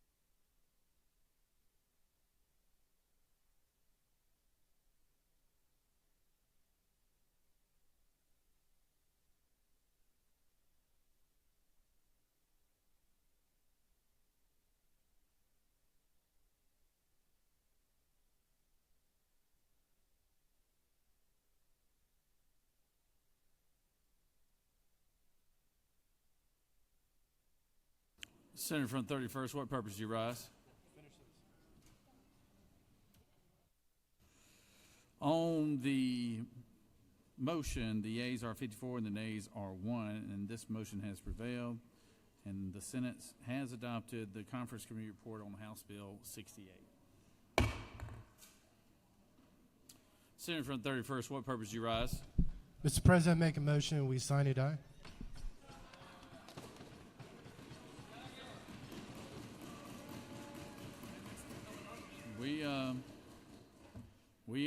We are finished with what we're obligated to do up here. So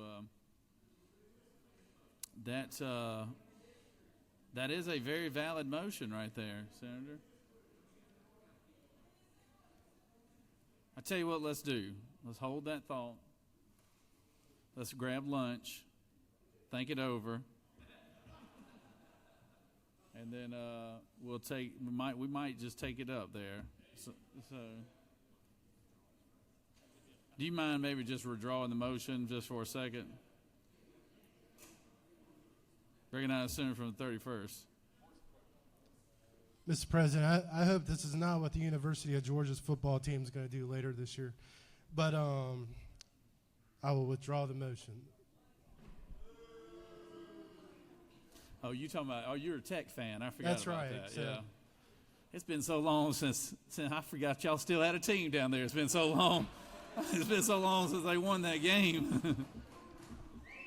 Stop going to it. And so, Mr. President, just remember who made the motion. all right, so we're going to take lunch right now, and yeah, look on the list now because I'm ready to adjourn when y'all are. So, but we'll check with the House and see what they might have still available. And hey, I do want to recognize, before we go to lunch, I do want to recognize some of the spouses that are in the room. I see the former senator from the 49th, which is now obviously senator from the 49th, beautiful wife right over here, and the Senator Strickland's wife, Lindsay, is here, as well as Senator Beach's wife, and Senator, Goodman. Miss Kara's over there as well. Let's give those ladies a round of applause for putting up with these guys.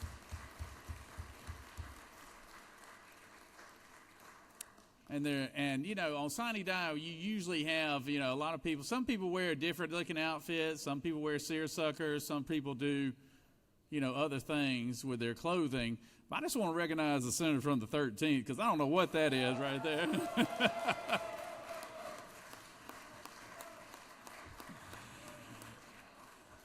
Either his closet was dark this morning, or he's got more confidence than anybody in this room right here. So, all right, let's break for lunch, and we'll come back in about an hour.